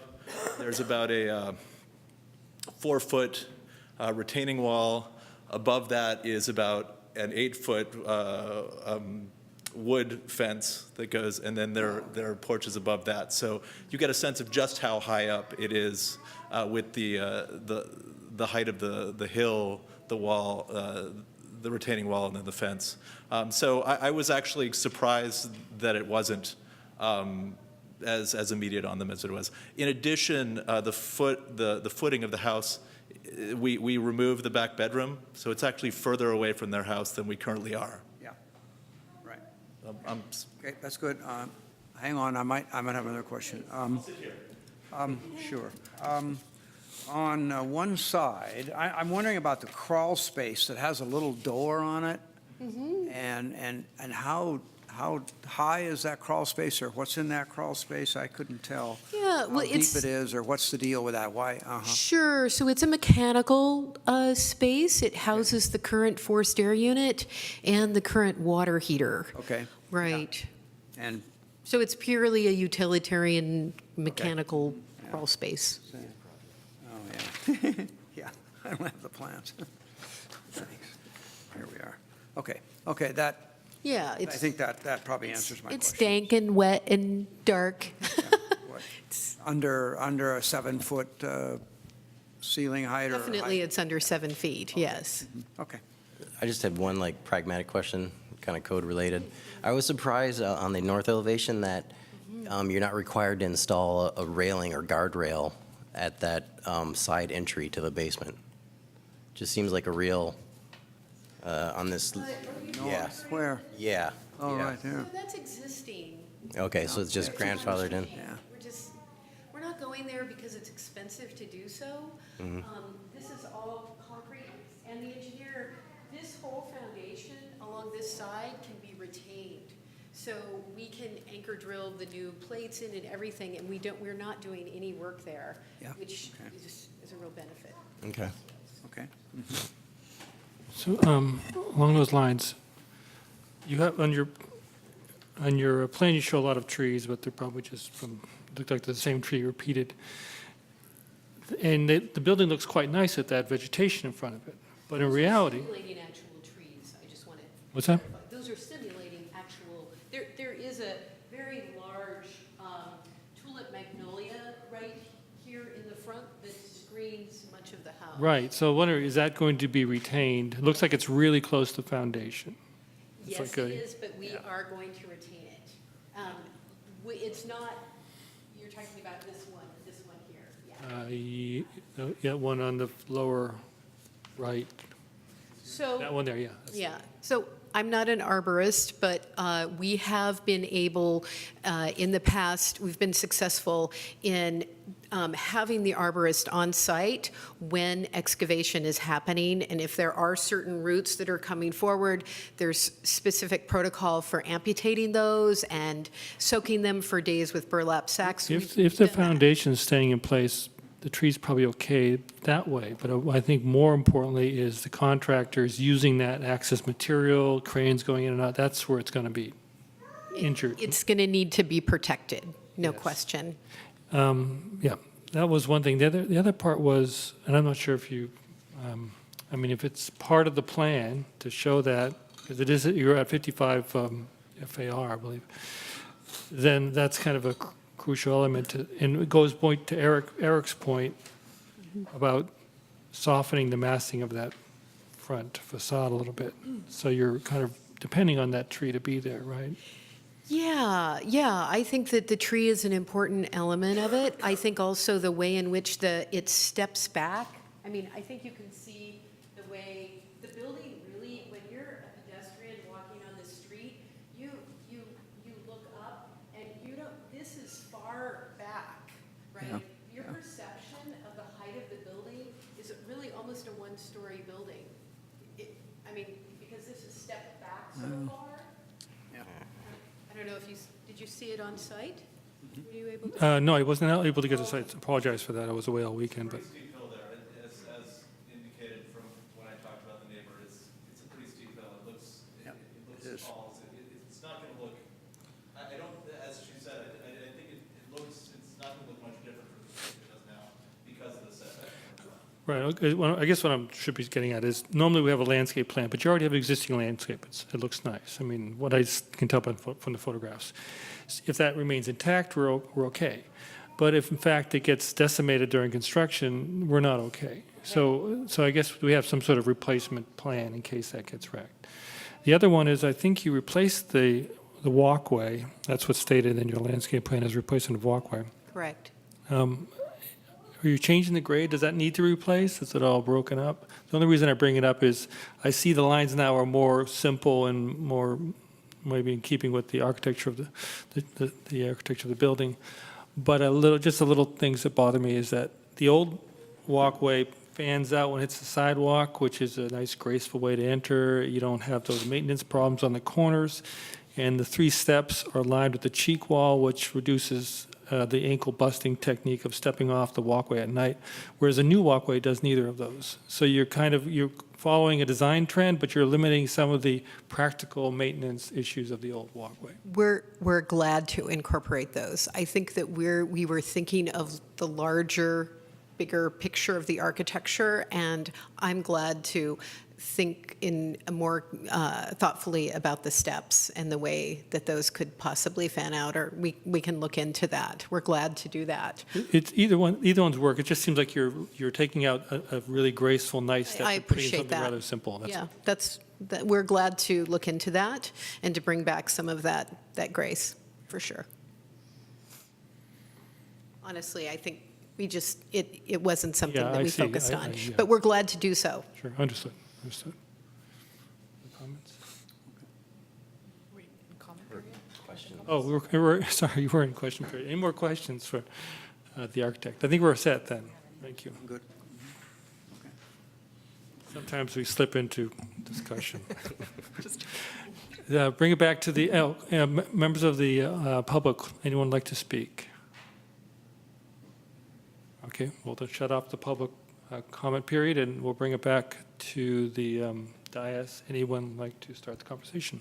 Sure, I'll comment on it. I definitely think that you guys can meet the exceptional design standard. I actually think this is a really exemplary, holistic, integrated, contemporary design. What I especially like is I know sometimes with contemporary design, especially in neighborhoods that are, older traditional neighborhoods, it's hard to strike that balance of doing contemporary architecture, but doing it in a sensitive way. And I think you guys really did hit the mark here in that you're choosing materials that are still traditional in nature, like wood and stucco, which are found throughout the neighborhood. You're just applying them in a much more contemporary way. You're also retaining a lot of the buildings in the neighborhood are these more sort of rectangular kind of, have these rectangular elements and the raised entry, and you're retaining that same feel.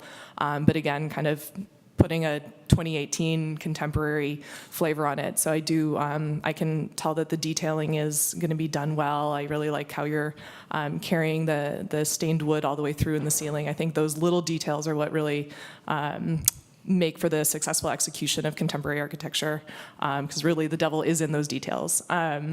So anyhow, that's my thought in general. I think you guys meet the standard, and I think this is a great remodel. Yeah, I think this is a beautiful project. I don't have the same design vocabulary that some of my colleagues here do, but, and these guys are being very patient. Yeah, I think it looks very warm and inviting. It's something that I often feel like I don't see in contemporary architecture. So this really checks all the boxes for me, and I think there's clearly been a lot of attention paid to the details here. And I also just wanted to thank the architect for bringing the 3D renderings, because I think for a project like this in particular, it really helps to understand how it's going to look in the real world. It gives it just a texture and level of warmth that I wasn't getting from the plans and elevations. So I like the project, and I'm prepared to support it. I'll just piggyback off of that. I do think it's a nice design. I think as an architect, I have some minor kind of changes I would probably recommend, but I'm not going to, because I think it's irrelevant and the project's going to get approved in terms of the detailing of it. And as we were talking about, Commissioner Kent, about the neck-breaking steps in the front, I feel like that side basement entry is going to be an accident waiting to happen, whether it be your son running in the side yard and falling 3-4 feet down into the concrete stairwell. But whatever, if you're free to do as you want, whether it's good or bad. And I will also say, too, that I am kind of semi-hesitant about the notion of the massing of the project. And although I do appreciate the 3D renderings, I think they're great. I think they kind of are skewed somewhat to the applicant's perspective, in the sense where a lot of the elevations are done where the perspective is at like 15 feet up. So it makes the massing seem much more diminished rather than being at an actual standing height of 5 feet, whereas it would make the building look much more massive. And so I'm a little hesitant in that aspect also, but in general, I like the design. Okay. I think it's a very handsome building. Will be a very handsome design. I really like the butterfly roof. I really like the overhangs coming out. And I think I like the railings. I have some hesitance about that, but that's fine. I think it's going to be a very attractive project. I suppose I want to make 2 comments that are sort of for the owners more than anyone else. The wood, I think, requires maintenance. There's a project, I think it's a 4-plex at 1031 Keynes, where the wood has not weathered right. And I'd say that's something you need to watch. And the wood weather's different with different exposures. And the building does not look nearly as good or as attractive now as it did when it was built just a few years ago. And so that's sort of a caveat for you that if you're going to maintain the dignity of the building, you may really need to pay attention to maintaining the wood. The other comment I'll make is on a similar contemporary building just a block from where I live. I think it's 727 Spokane. It's the only contemporary building on that block of McGregor's. They kept the old existing landscaping, and I think it detracts from their design, and it hasn't stood up well. I know you're keeping that tree in the front there, and that might work just fine for you. But again, I think paying close attention to the landscaping and how the landscaping is going to fit in with your front facade. You may want to take some additional looks at that and decide if it's right. I don't know that there's much you can do with the street trees. Maybe there is. I don't know how that's going to work. And you do have 2 street trees that are different species that are right there in the front. But you also have 2 fairly good-sized tree shrubs in the front yard, and you may want to look at them again. So those are my suggestions. Otherwise, I think it's a very handsome building. I think it'll work out fine, and I support it. Okay. Yeah, I think you heard my comments already, a couple about the landscape, but I think the massing shrubs or trees really needs to be present to soften, because it is a very large building with a lot of blank facade. But it is attractive. It's not a boring building. It's very interesting. I really appreciate Doug's comment about the wood, especially in the upper trim. It's going to be very difficult to get up there and oil it or treat it. So you might be able to access the wood on the railings and the front door easily enough, and they might get oiled or treated. But then you'll start getting different colors on the trim in the bottom, and eventually it'll turn gray. So what does that look like if we have a gray top to it rather than a warm brown? Yes, please. We need you to come go to the microphone, podium. because this is all being recorded, and you're on television, actually. So I think it's a really good topic, because just with the VOC requirements in California and that kind of thing. And I just want to let you know, I have a beautiful mid-century modern home that was designed by Roger Lee, an architect in Berkeley, and I myself have been through a lot of different products and watch what are the things, because we have clear finish wood, and I have my maintenance crew come every 6 months and make sure that everything is maintained properly. So it is a rigorous demand for to impose on people. So what I have found is, because we don't want to sentence that to all of our clients, right? Some people may be up for it, some people may not. What I have found is I now use Benjamin Moore Arbor Coat, and it's a stain that allows, it's a semi-transparent, you can get it in different opacities. And so I think that is the solution to, because it's 3 to 5 years, and if you put a little bit of pigment into it, even though it's natural, then you're gonna get the longevity. So that's what we are planning to do. I'm not suggesting that it's an absolute clear finish, because you're really right. There's a lot of examples in Albany, all throughout Berkeley, Emeryville, where people haven't been rigorous with the maintenance. Thank you. Okay. Okay. So would anyone like to make a motion? I have no problem. I guess I'll move approval of planning application 18014, second-story addition at 1043 Santa Fe, with conditions and findings set forth in the staff report. Mm-hmm. Second? I feel like I need to caveat that if, in fact, the tree is, the magnolia is killed during construction, that it's replaced with a similar species. Maybe not the same species, similar size tree. No problem. I have no problem with that. I mean, it wouldn't have to be the exact same, but something that will get to that size. That's what I'm trying to say. Just as a reference point, I'm going to go back to the street view.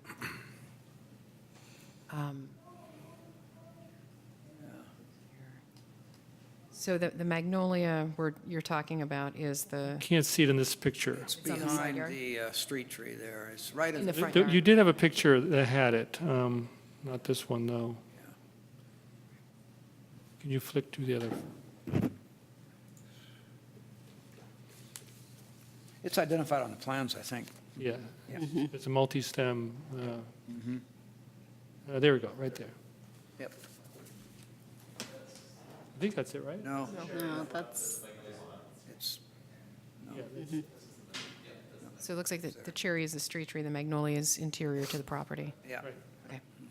Okay, sure, I think that you understand. So with that, Okay. Any, excuse me, any condition about, did you want to include anything about the landscape plan? If it's, are you okay with no, that? I think generally looking at the backyard stuff, I'm not afraid that, I'm sure they're going to pay attention to the landscape. They're not going to build a beautiful house and just abandon it. But I do want to soften the structure a little bit.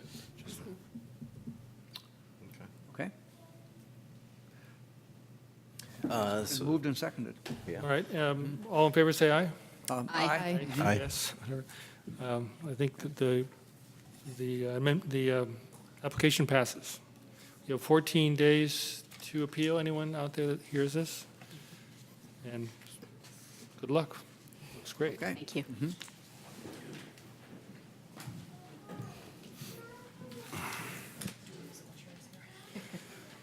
Next on the agenda, new business. Study session. Bear with us briefly as we play musical chairs. I'll just give you a brief snapshot before turning it over to Gene Iceberg, our contract planner, who's been helping us out with different projects. What you're previewing this evening is the first step in some anticipated code changes as part of the Economic Development Implementation Plan.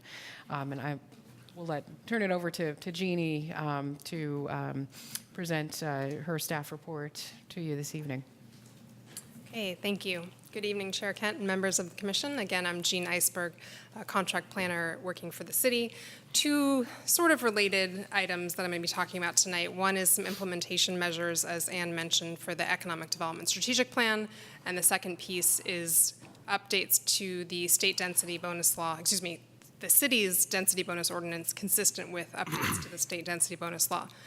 So the majority of the presentation is going to focus on this second item, the strategic plan. And I can get more deeply into the density bonus ordinance, but I'm just going to present that fairly briefly because it's more straightforward. So as you may be aware, the state density bonus law provides an opportunity for developers to obtain additional density units above what the base district of the city's districts allow in exchange for providing a percentage of affordable housing or senior housing.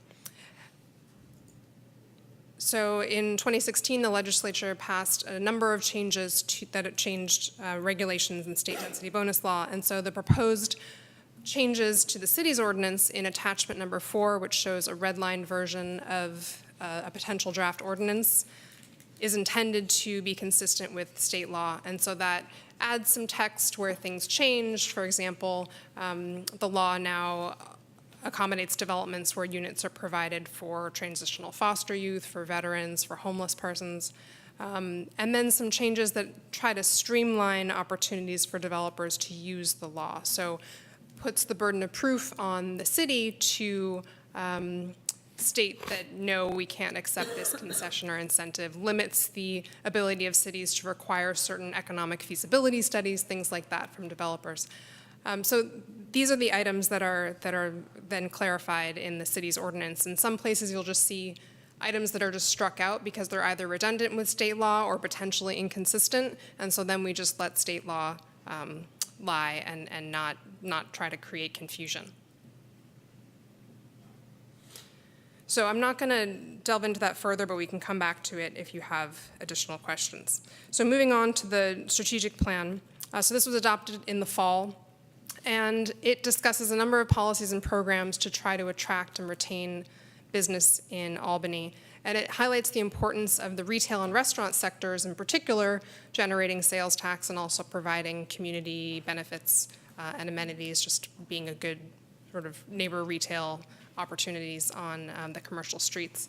So one item in particular, this last bullet, It's about supporting, removing constraints to commercial development in order to streamline the plan, development review, and processing of applications. So this program C at the bottom is the one that we are looking at tonight to implement, looking at revising allowed uses, design review and permits that are required, parking ratios in the city's zoning districts, commercial zoning districts.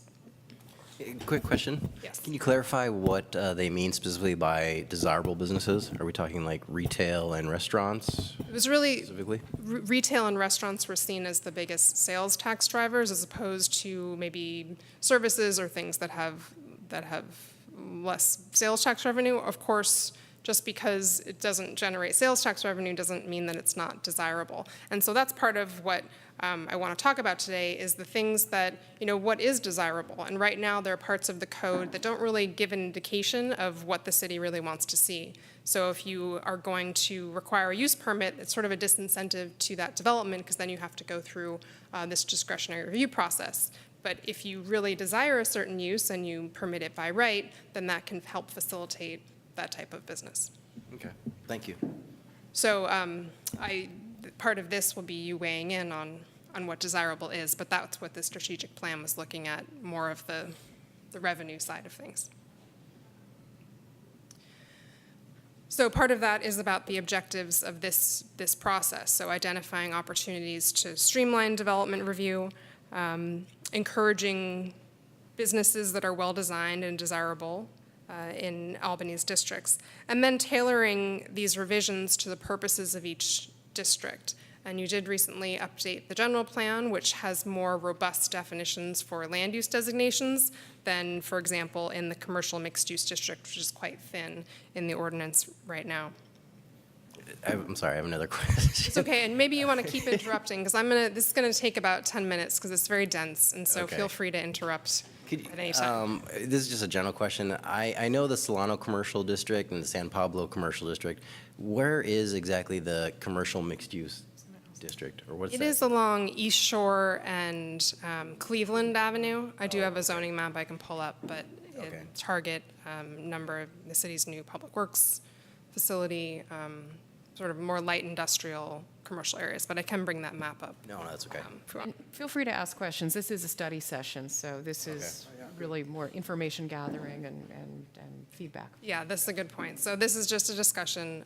We'll either come back again and have another discussion, or if we're ready, if we sort of work some things out tonight, we can come back with an actual ordinance, but this is just a discussion right now. And so then just generally thinking about zoning as a tool. So as I mentioned, cities can encourage the types of development that it wants to see by setting regulations that make it easier to do the desirable thing or the right thing, and at the same time, disincentives for doing the wrong thing, things that you don't want to see. So that may come in the form of a ministerial process versus a use permit, like I mentioned, or relief from certain requirements, parking, open space, otherwise, or allowing additional densities or FARs for certain types of uses to encourage them. And on the other hand, having a higher review threshold can do just the opposite. So the report goes through a number of ideas and options, and this is some of the ways that we got there.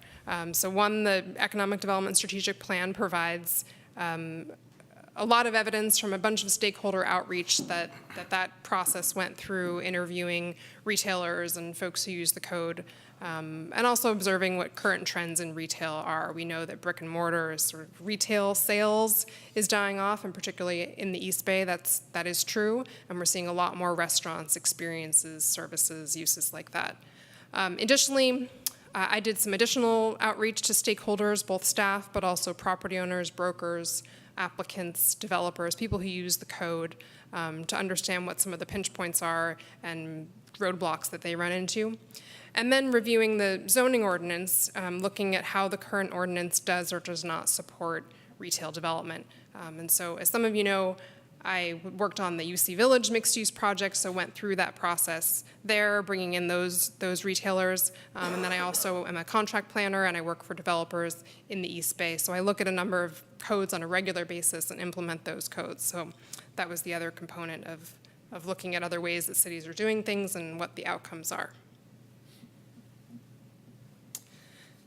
So in terms of the additional interviews, these were some of the main findings. So one, that staff are providing clear, consistent direction, and that the city's timeline for processing permits, whether by right or by use permits, tends to be a lot faster than what you're seeing in some of the surrounding communities. So that's definitely good. But at the same time, that use permits add uncertainty in the process, they add time and they add expense, especially for some of the smaller, more mom and pop vendors that are not used to that sort of process or can't sign a lease 6 months in advance and wait to go through the use permit process.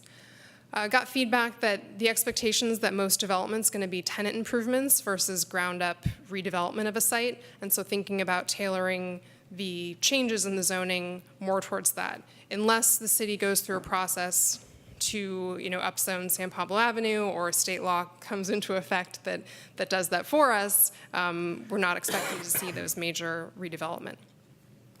Folks talked about supporting outdoor seating, and as well as the increase in delivery services, whether the Uber Eats or drop-offs, things like that.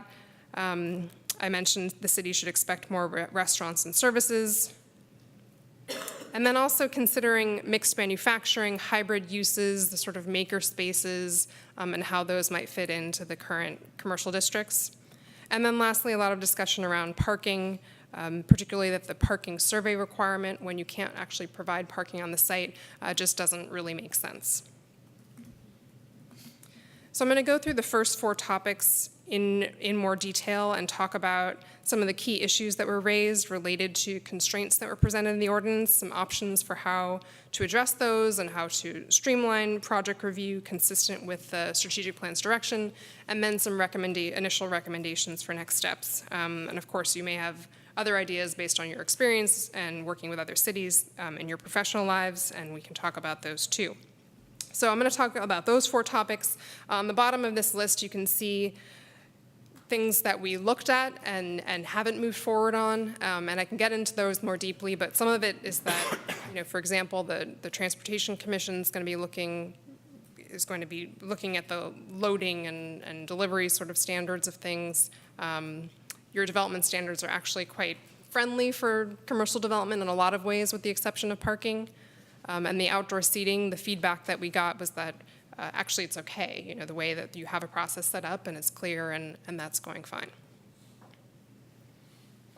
Okay, so jumping into the first item around use permits not aligning with desired uses. And so of course, we want to establish what those desired uses are, but right now there's really not a lot of hierarchy or clear priorities for what the city wants to see. And so, you have permitted uses by right, which means ministerial, minor use permit, which is subject to public notice and review and approval by the community development director, and then a major use permit, which is public notice and then a hearing here at the commission. And so those different levels of uses can represent a reflection of the community's desires or concerns. So what you have an opportunity with a use permit to look at issues related to noise or parking, or more aspirational about, if you have a by right permit, then that can be an incentive for that type of use. But there are many places, and there's this long list of uses, like I have pulled out one here, and if you have a use permit across all of the districts, it's kind of unclear about if I'm a retailer, where is the right place for me to be? And you want to be able to look at the purposes of the district, understand the character of the place to help identify what the best zone might be for you. So similarly, in the CMX in particular, basically every use requires a use permit. And I should say that was deliberate. And I was on the Zoning Code Revision Commission, and that was definitely deliberate. So. And maybe it still it might still apply, because there's such a mix of lot sizes, lot configurations, and potential uses, uses ranging from potential small live workspaces to restaurants. There's a restaurant site that used to be on the target site, to steel mills. It could be anything in that huge range. No one knew. We had a redevelopment plan in effect at the time, I know that, but no one really knew exactly how that was going to redevelop. And the idea was, we'll just require a use permit and Planning and Zoning Commission review of anything that comes in that area, in the CMX area. And you may still decide that's what you want to do. But if you want to streamline the review process for certain types of uses, or if something is, not adjacent to a residentially zoned site, then this is an opportunity to look at those places. If we were to make those changes, do we have to have any sort of statistical findings or anything like that to support it? Or can we just say, we want to add, a type of commercial thing to this list and have no use permits? Just use that? Well, Yeah, I don't think we would need any sort of quantitative data to support whatever amendments you direct us to prepare, if that's something that's fully within your discretion. Okay. and so the one thing we would look at, most of this is aligned with the general plan, it's aligned with the strategic plan. And Right. so if for some reason something comes up that is outside of what was intended by the policies of the general plan and not covered under that EIR, then we would look at doing an addendum to that EIR. But No, we don't really otherwise. want to do that. And the land uses that we have, like, for instance, on that table, based on your experience, are those typical of other sort of similar cities in terms of land use categories? A lot of cities do it the way that you've done it. You have this semi-comprehensive list of uses, but, I mentioned the sort of makerspace hybrid use, mixed manufacturing, and we'll get to that a little bit more, but that doesn't really fit in anywhere right now. Yeah. You can always be chasing use categories. I think, we can come up with new definitions, and that is one of the recommendations that we'll get to is tutoring facilities. And we can certainly add more definitions for uses if things are really missing, but, maybe Anne can mention this, usually find a place to fit in So like the use. Jeannie and I had a conversation about maker spaces and what that looks like, and what came up was breweries. And so we've had at least 2 different brewery applications within the last year or so, and that's something that we classified as a bar, even though it's not strictly serving alcohol. They're also doing brewing on site as a component of that. So at least 50% of their floor area is devoted to tanks, and then the other 50% is refrigeration, the taps, the tables, the bar itself. That could be an example right there of something we may want to, further refine. And who knows, small batch whiskey might be next. Yeah, craft distilleries. Definitely, because that is part of what is working with retail, is this sort of authenticity of something's being made in the back and sold in the front, or you're able to customize what's in the back, and so there are a lot of. I think it's very well taken, yeah.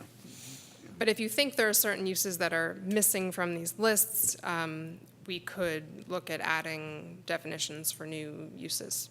Okay. Could you walk me quickly through what is involved in a use permit? What do they have to go through? Come here. They come to They just Planning and fill out a Zoning form and they Commission. come here. Zoning, yeah. Yeah. It's not that onerous, is it? Other than the meeting and.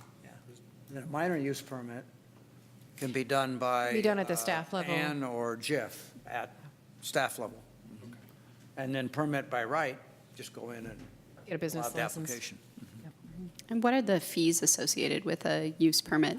A major use permit is $2,717, and it adds about 4 to 6 weeks of review time for that particular business. So as an example, at your next commission meeting, there is a Krav Maga self-defense studio that's proposed to go into Radio Shack. That is going to require not only the use permit for the actual self-defense studio, it's also going to require a parking reduction because there's no off-street parking. So that right there is $2,717, half of that, which is a little over $1,300 in about a 6-week review time. So it does add some cost and public process as well.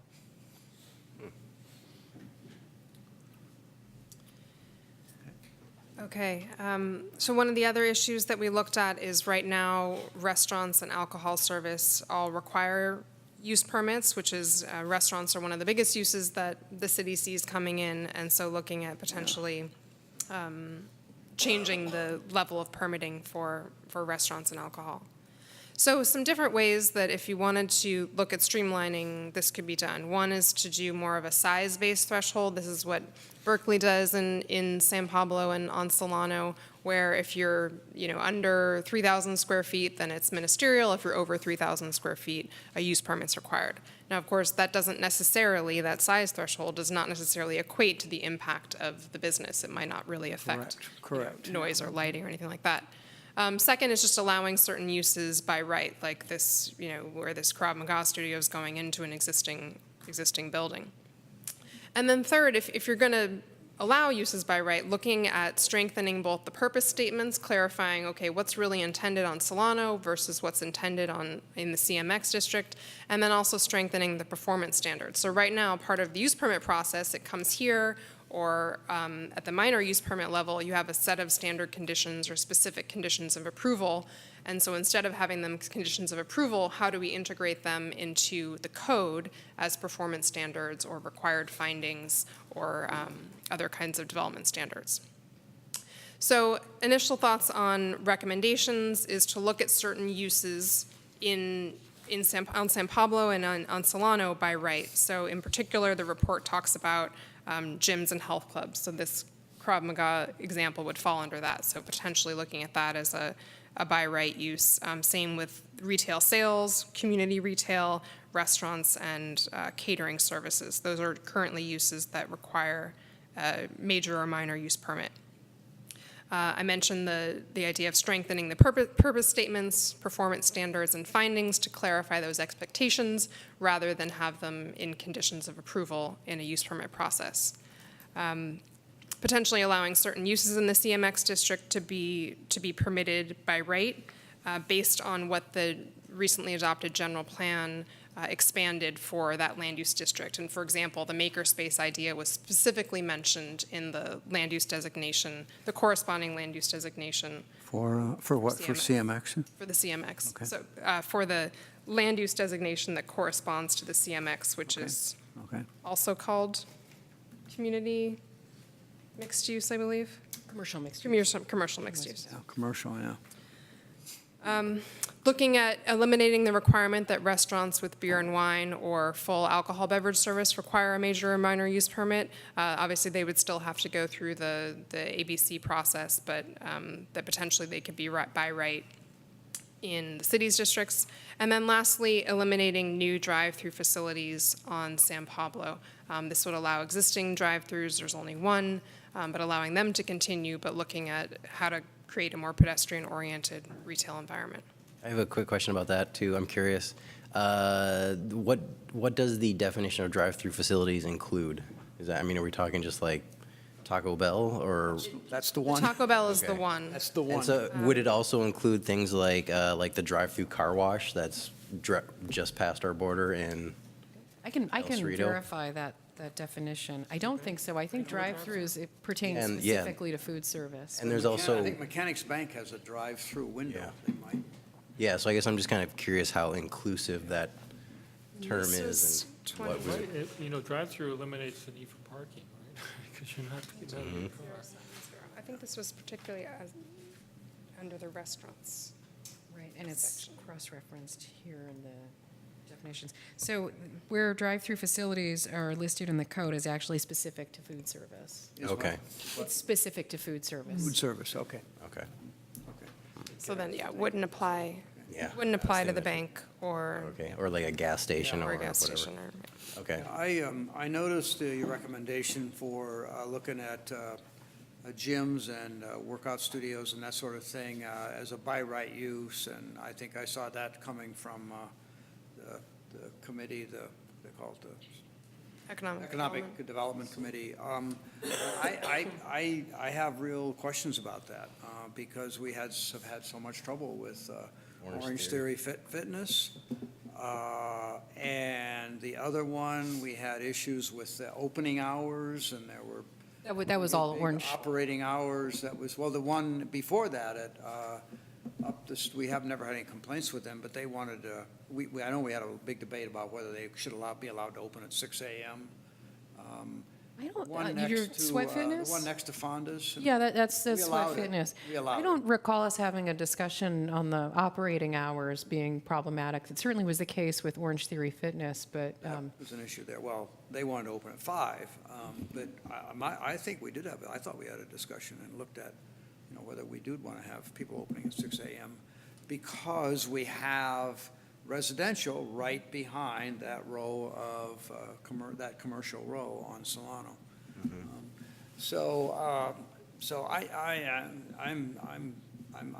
Would be very hesitant. I'd be hesitant to do that with. I think that the gym's physical fitness places probably ought to have use permits. So. The other recommendations, I'm inclined to agree. Certainly, a minor use permit for beer, wine, even full alcohol service would be fine. And the drive-through facilities, I have no problem with that, really.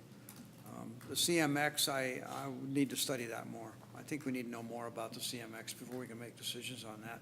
And probably, I forget most of it, and probably the whole commission needs to be sort of briefed on the CMX. Where is it? What lots? What are the lot configurations? What does the general plan say about it? And how big an area are we affecting?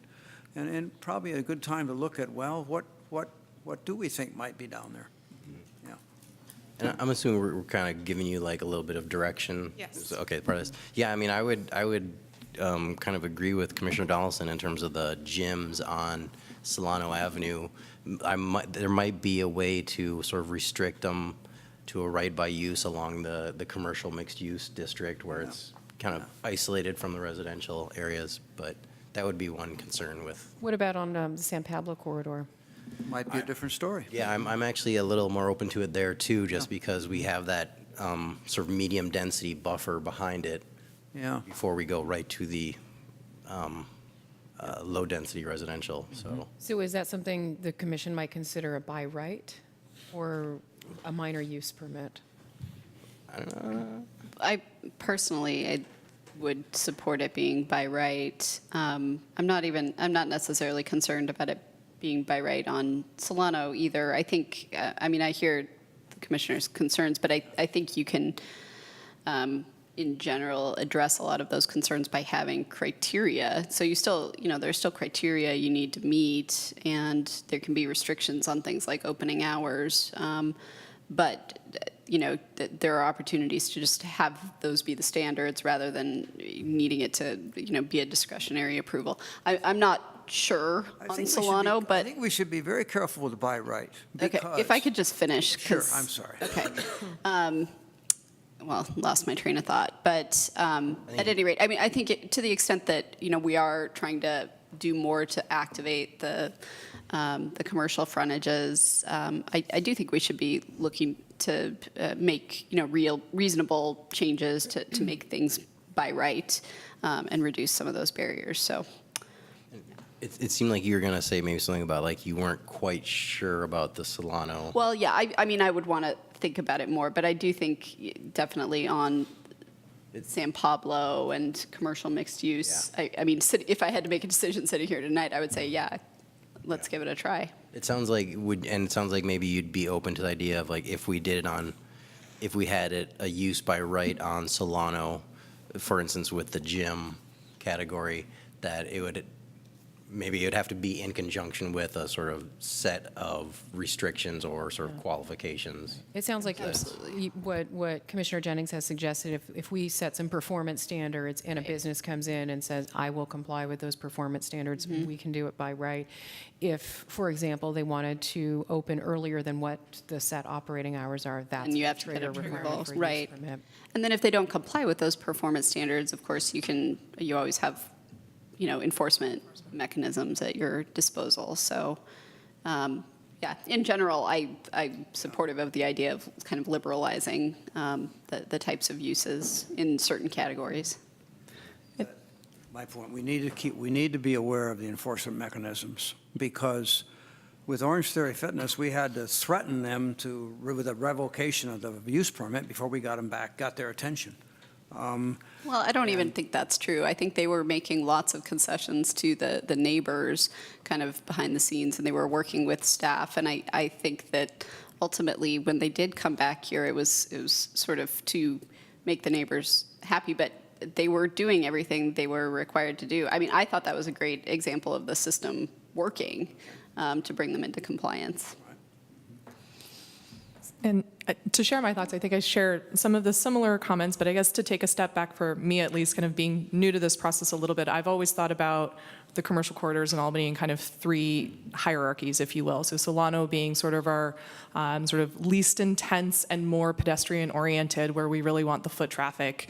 San Pablo being sort of that middle range of a little less pedestrian oriented, where you can have maybe more sort of bigger box and more intense type commercial and maybe a wider diversity of uses. And then, honestly, I've never really thought about East Shore as even being retail or commercial, but it is. And to me, over there, I think there should be flexibility for different types of land uses to almost encourage those non-pedestrian oriented, non-active uses to there and kind of funnel those types of land uses. So kind of with that hierarchy in mind for Solano, to me, it's a little bit less about the exact, I think some of those operating conditions I think are important, but at the same time, I know for me at least moving to Albany, the first thing I thought is where am I going to work out?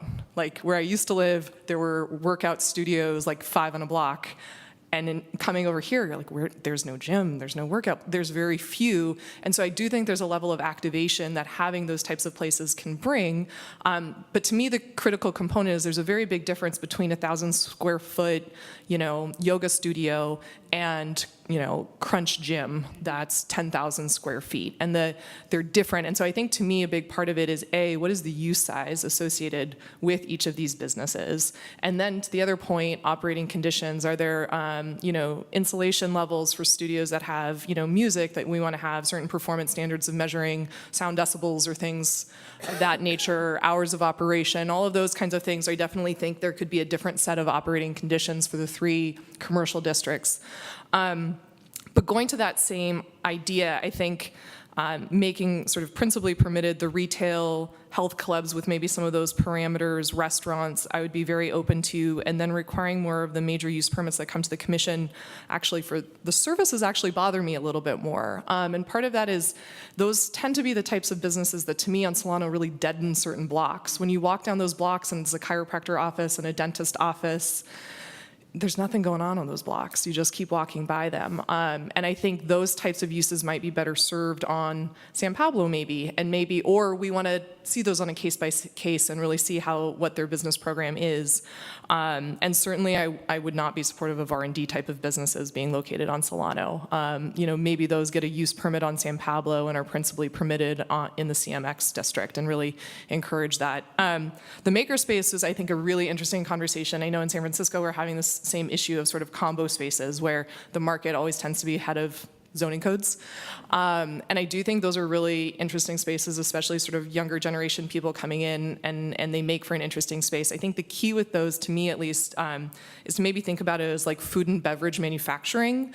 And maybe we establish some sort of small, medium, and large. Again, if something came in on Solano with a really, really small batch distillery kind of thing, the whiskey distillery, but it was in the back, and you mandated some sort of, the first 20 feet of the commercial storefront on Solano has to be retail, whether that's a restaurant or a bar or something that is more sort of typical Solano flavor, and there's something else going on in the back that makes it interesting, and then maybe you up that size of what that can be on San Pablo, and then maybe the really big brewery that wants to open in Albany can go down on the CMX, maybe that's the appropriate location for it. So to me, it's a little bit of a combo of the actual use, but also the size parameters. And not to keep talking, but the one last thought that I had is on the parking.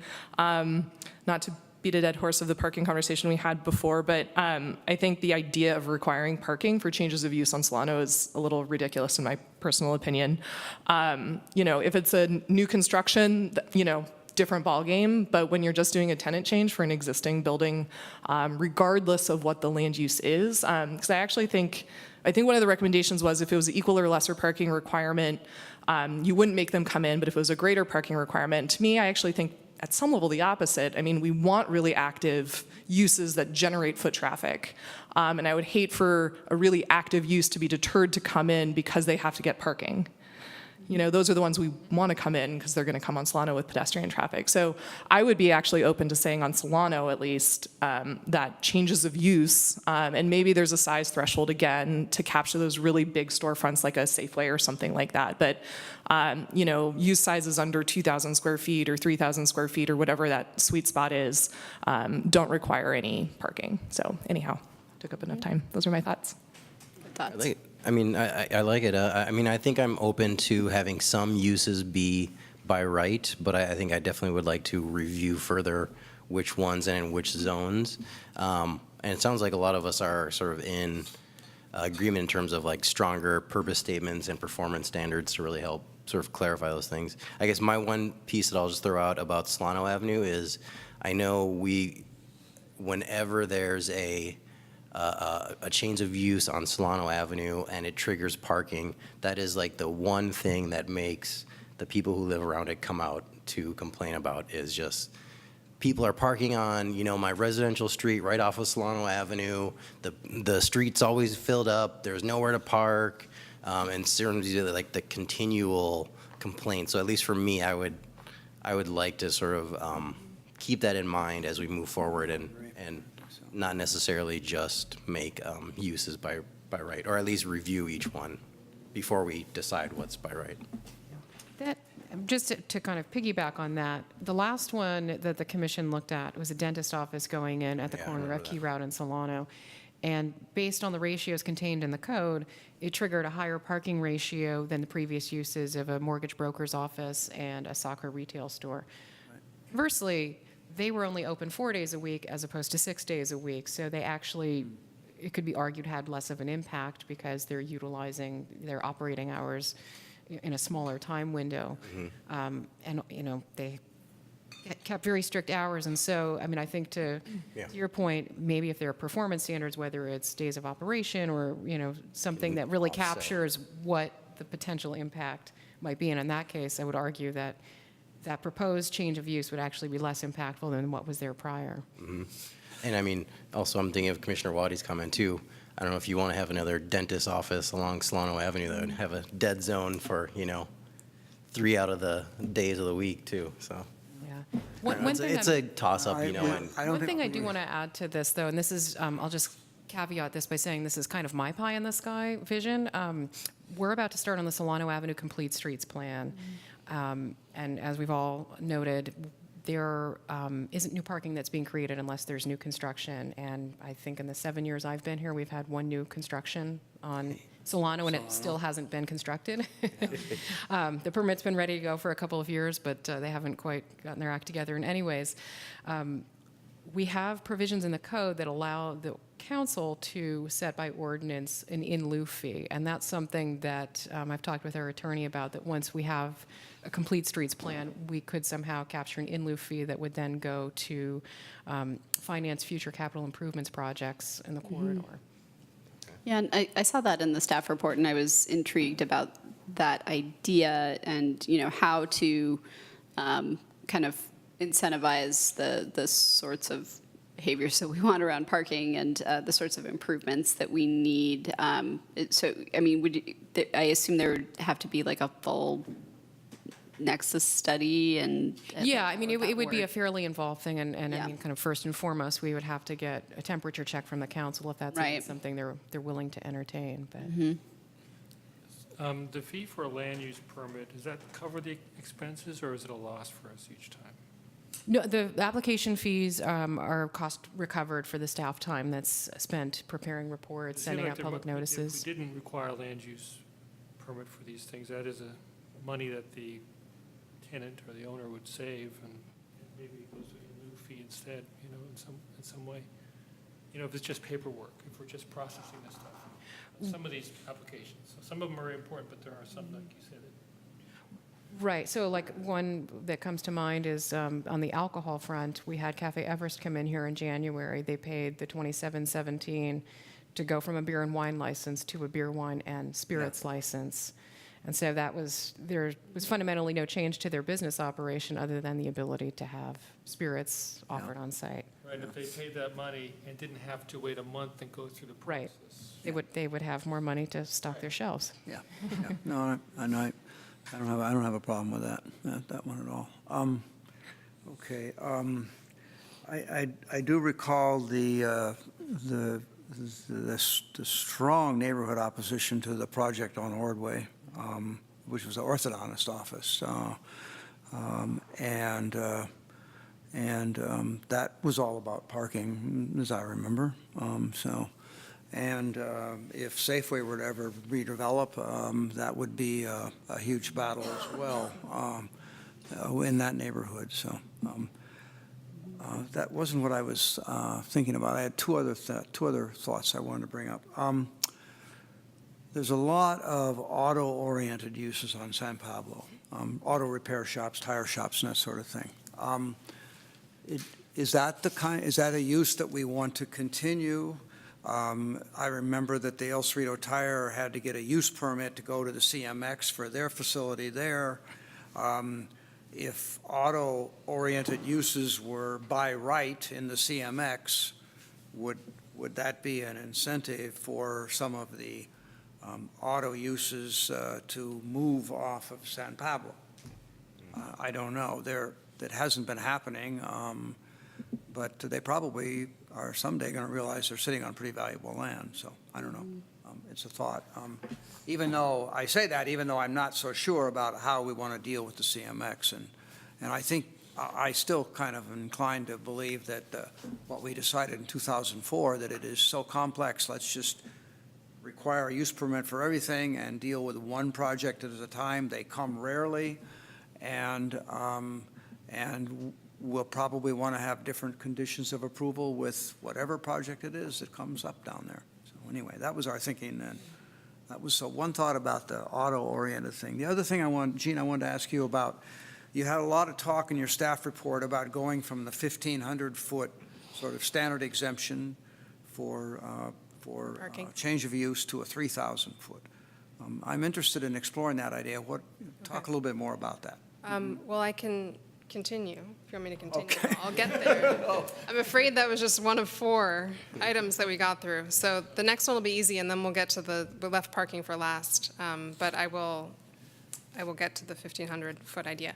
So the second one I think is a little easier, but the city sees a lot of tutoring facilities come up, and you've probably seen the use permit here. So they're common, but they are not defined in the ordinance. So staff classify them as schools, even though they're much smaller and tend to have fewer impacts.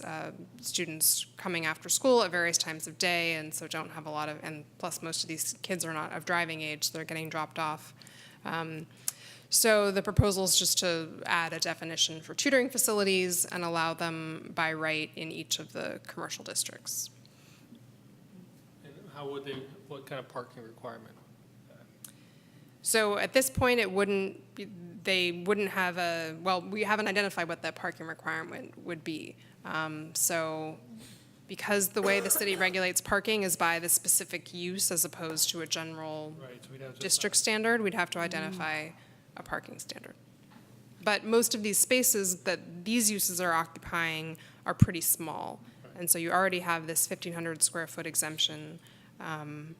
So say it's 2,000 square feet, that might only be a couple parking spaces. I mean, I'm open to the idea of creating a definition for tutoring facilities so that we can distinguish it from schools. It seems to make sense. Mm-hmm. I think it's a great idea, yeah. Yep.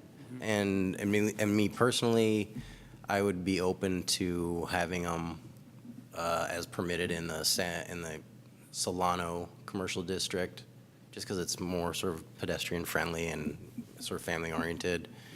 I don't know.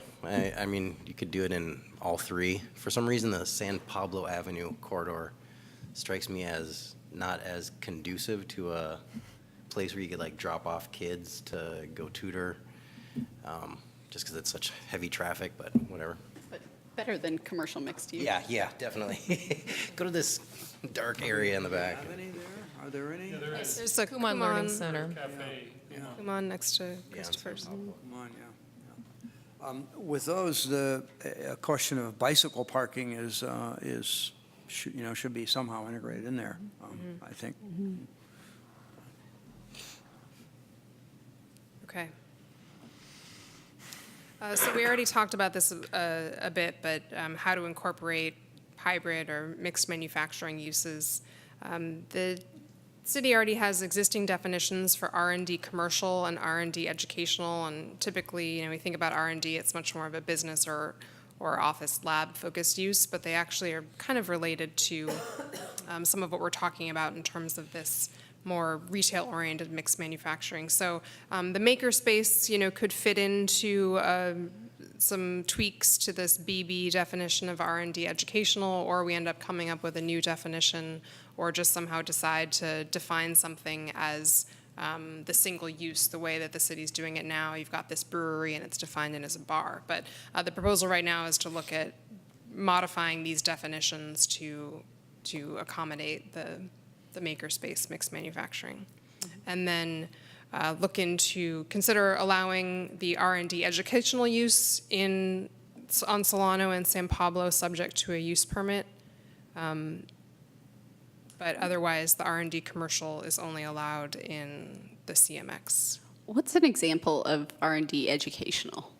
I mean, if you think about, I think it just went out of business, but the tech shop in San Francisco, which has both classes where you can learn how to use the lathe and use the drill press and all of that.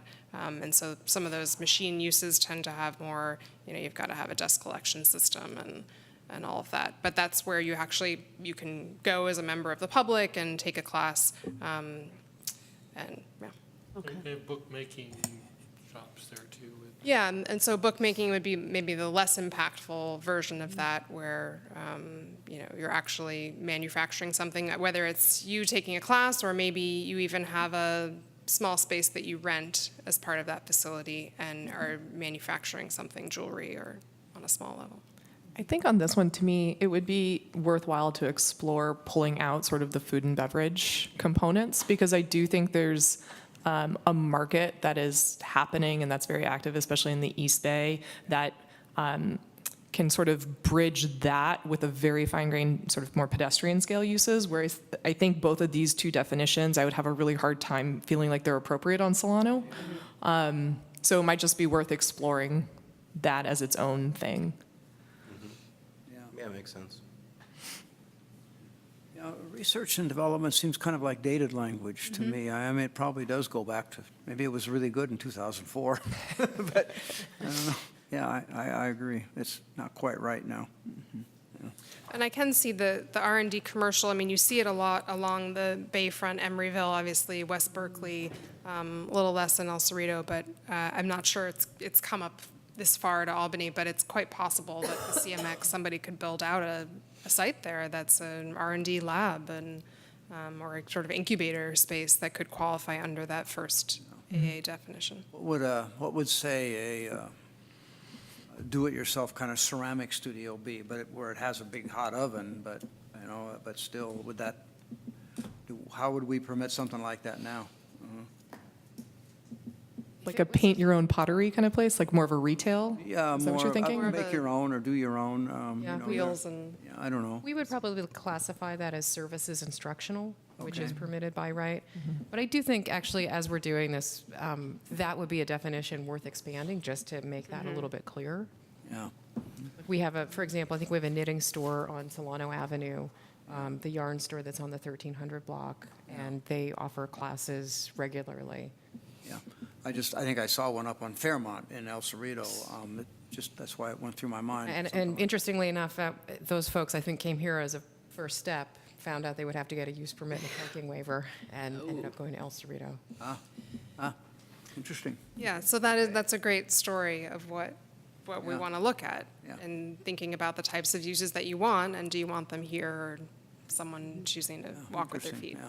Okay. And can you just clarify for me, AA, definition AA, that's permitted by right in the CMX zone only? No, let me just look it up real quick. And the reason I'm asking, I'm just thinking like way off in the future, if Albany allows medicinal or recreational marijuana, like would that be something where like it would fit into as a research and development lab or something if somebody tried to propose that? It's a manufacturing facility. Yeah, I think if the city changed its course on cannabis policies, we would introduce completely different definitions. Okay. Okay. So I'm going to correct myself. So this R&D commercial is permitted on Solano and San Pablo with a use permit, major use permit, so Planning Commission, and with a minor use permit, so at the director level in the CMX. Okay. I'd be willing to move that up to like a permit by right for the CMX area, but whatever. And maybe pull it down for San Pablo. It doesn't seem to fit on San Pablo or Solano. Yeah, and that's a great example of then you're sort of driving that person who wants to come into the city. This is where we think that you belong and where we'd want the purpose of the district, which right now is barely one sentence, to clarify what that desire is. Okay. So on to everybody's favorite, and of course this was the hot topic among the stakeholders that I spoke with, and many of the things that you guys already brought up, landlords and retailers complaining about people parking in their, behind their stores in Solano and then walking down the street, neighbors complaining about employees that work on Solano parking in the neighborhoods. General agreement that the parking limit should be at least 90 minutes, which in most places, that's what the parking requirement is. I just sort of tested the waters and asked people about meters, and some people were like, there are meters. No, there's not meters on Solano. And about fees and this idea of an in lieu fee. So really mixed there, as you might imagine. But general agreement that the current parking waiver didn't really make sense, where it was just not feasible to put parking on the site. So some other issues in the code, there are places that ask for the Planning Commission to determine parking ratios, for example, where the use is not defined in the code, which is something that may be more easily done at the staff level. I agree. Mm-hmm. We didn't do any parking surveys or occupancy as part of this study, but I did attach to the staff report a study that was done just a couple years ago.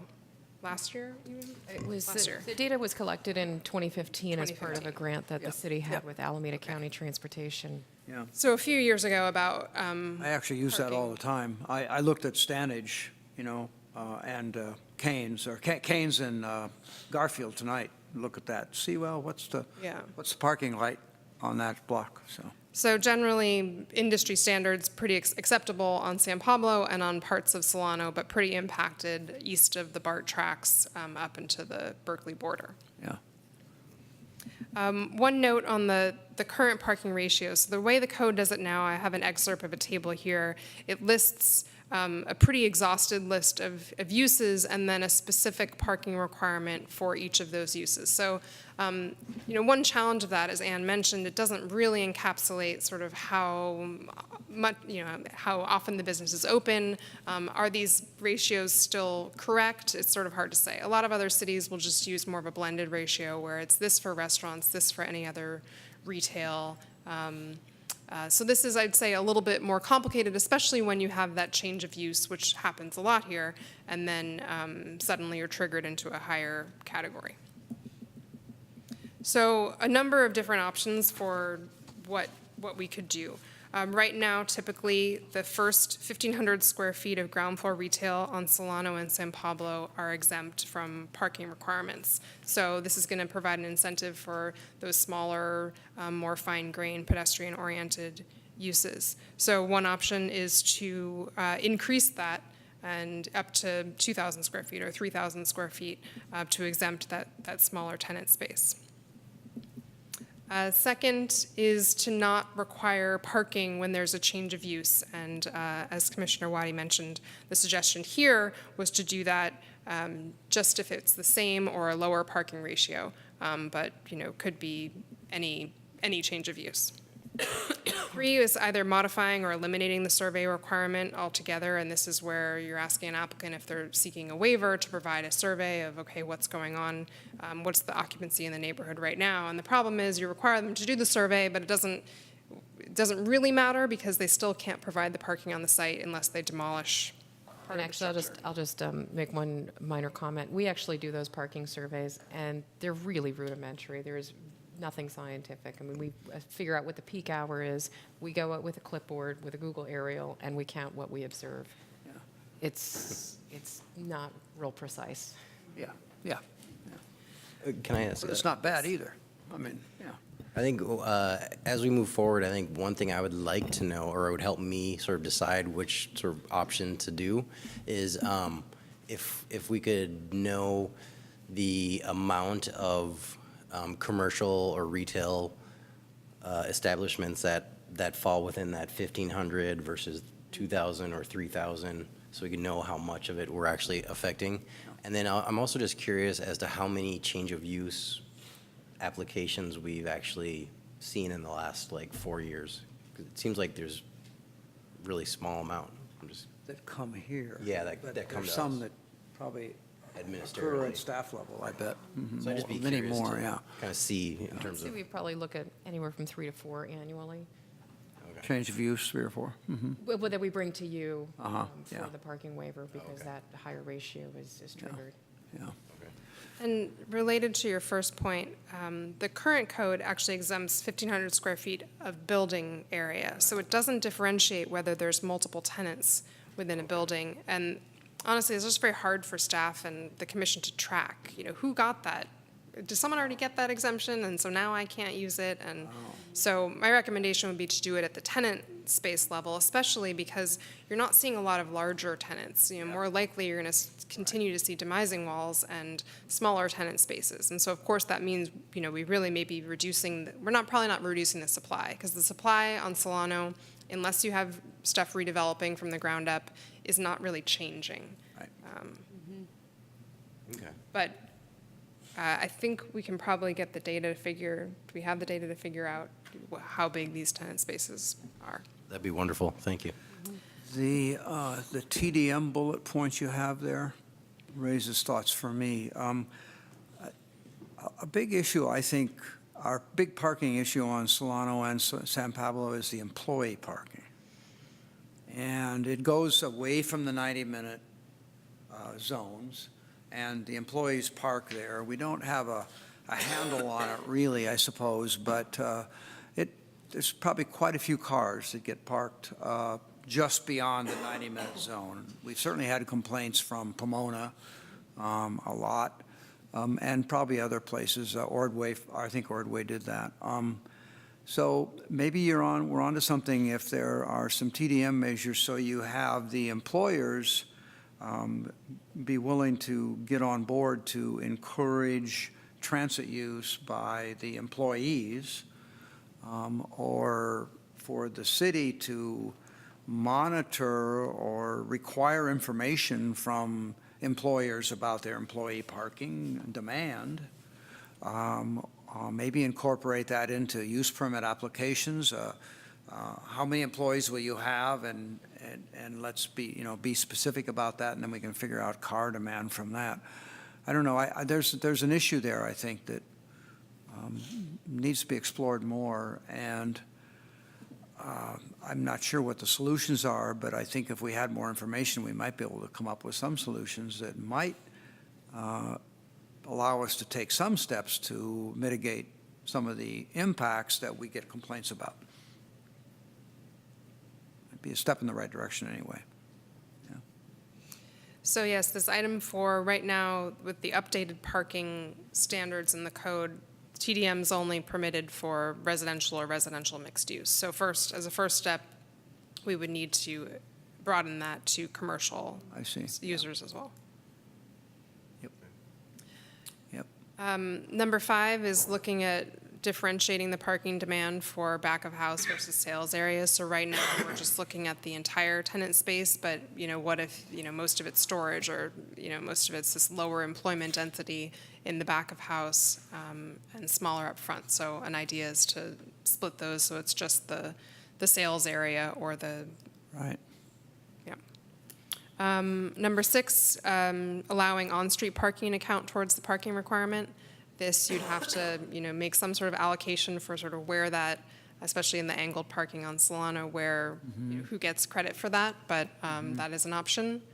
Number 7, modifying the parking ratios. Doesn't the exemption kind of take care of that? Isn't that sort of what's built into the 1,500 square foot exemption? Is that you're exempt from parking because we know you have parking spaces in front of your building that the city provides? It doesn't say it explicitly, though. It No, just, it does not say it explicitly, but I've always thought that was sort of the rationale behind it. I don't know where it came from, but. Yeah. Number 8, modifying the parking ratios. So I mentioned that right now we have this exhaustive list of uses. I can't say whether they're sort of accurately representing, yes, this is appropriate for restaurants versus this is appropriate for retail. I'd say they fall within generally industry standards. They're definitely higher than Berkeley next door on Solano and San Pablo, which uses a blended standard that doesn't require as much parking. And then 8 and 9, as Ann mentioned, the code already allows for the city to take in an in-lieu fee. Obviously, there would have to be a nexus study to identify what that fee is, and also allows for setting up a parking assessment district.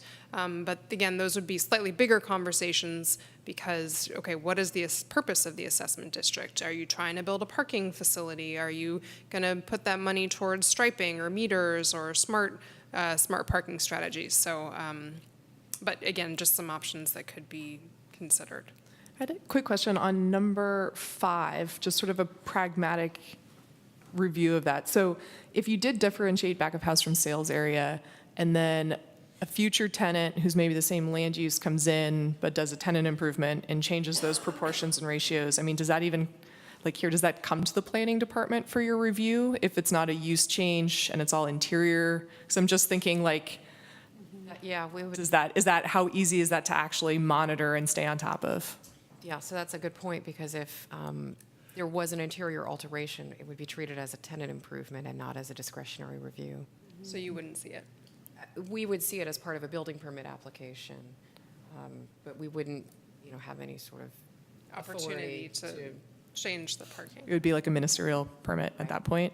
So that's sort of my only concern about having that be a metric there. And then I don't know, number 6, I don't love that one. I kind of feel like we should land somewhere else on, I like increasing the ground floor exemption for new spaces and no new parking requirements, sort of just carte blanche for changes of use, at least up to a certain square footage, maybe for whatever we define as sort of our smaller retail spaces. And then for the in-lieu fee, I mean, I would be interested in that, but I would also be curious as to how that got used. I believe in the staff report, there was mention of potentially using it for parking garages, which I'm not too keen on. I think if it was for other sort of infrastructure and sort of public realm infrastructure, or bulb outs or bike parking racks or, things of that nature that are kind of traffic calming measures, I think that could be an interesting alternative, but not too keen on the parking garage idea. I'd concur with all that. Yeah. Yeah, agreed. And I think, as you mentioned, that's a bigger conversation, and it seems like it really needs to be driven by, that sounds like a bad pun. Right. But it needs to be driven by, what are our transportation and transit objectives, and then, working back from those to figure out whether and how to set a fee, and agree that should be probably focused on places other than parking. On modifying the parking ratios, I think it's something that just makes a lot of sense to me, especially in an area like Solano, where the kind of ideal vision is that if someone is driving there, they're parking their car and they're getting out and they're walking around and they're going to 3 or 4 different businesses while they're there, and like the idea of trying to the brain damage of where do you count that car, and how does that relate to the parking ratio that we've established in this very prescriptive list? I just generally like the idea of focusing more on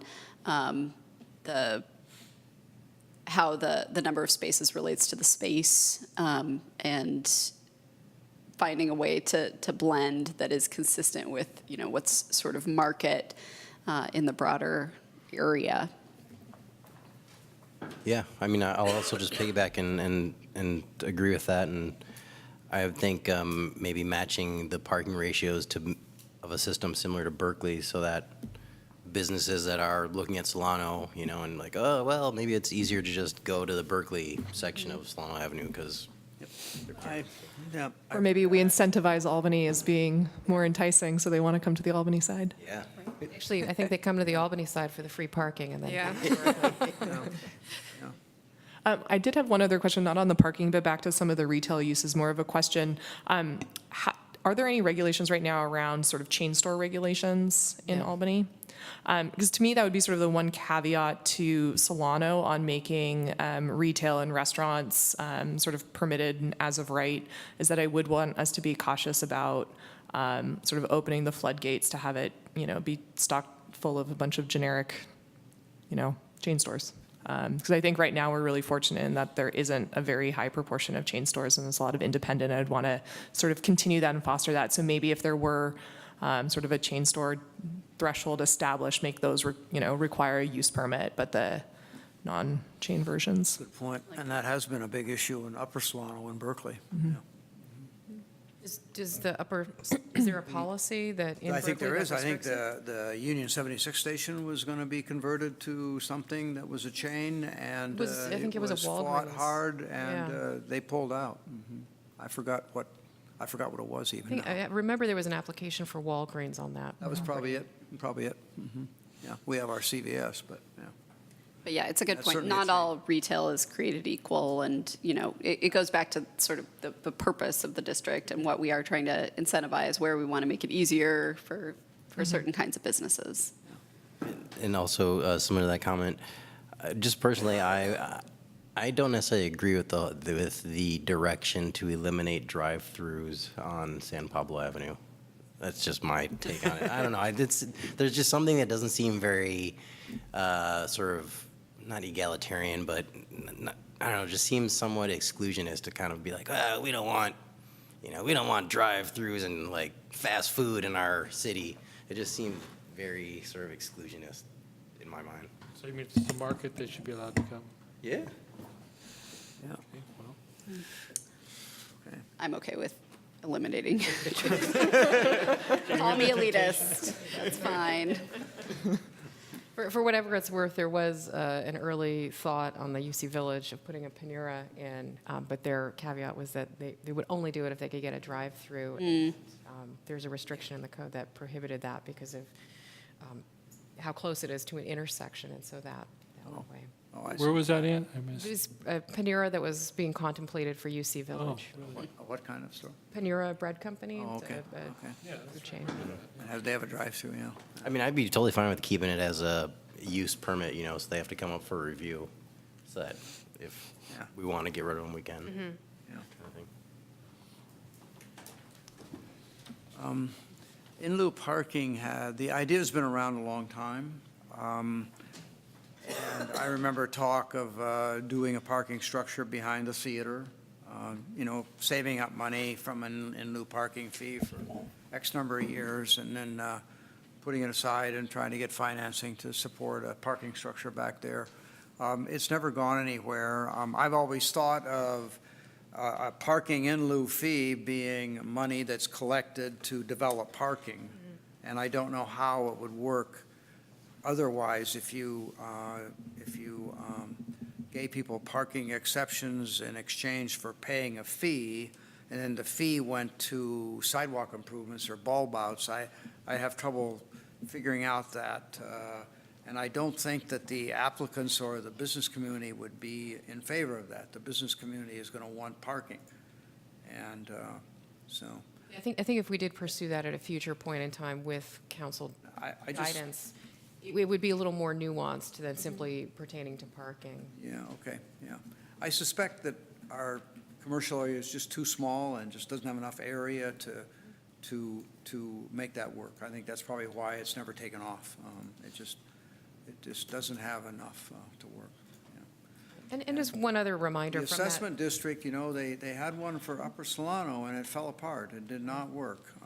And a lot of the small businesses really disliked it and felt that they weren't benefiting from it at all.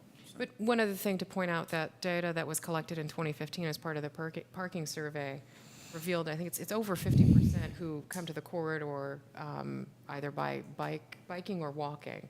So the car share proportion of people going to the corridor is actually not as high, I think, as some people think. Yeah, The perception of it. Do you have more on your presentation? Well, or? no, that was it. The last slide was the recommendations that we put forward, which are fairly similar to ones that you guys were gravitating towards, except for maybe the in lieu fee, which we had put in here. And part of that is if we do eliminate the waiver requirement, then we still need to, and someone is over, say, 3,000 square feet and needs to provide parking but can't, there just needs to be some kind of metric for how they get that exception, whether we have them show something or we just grant it, or I don't know, something.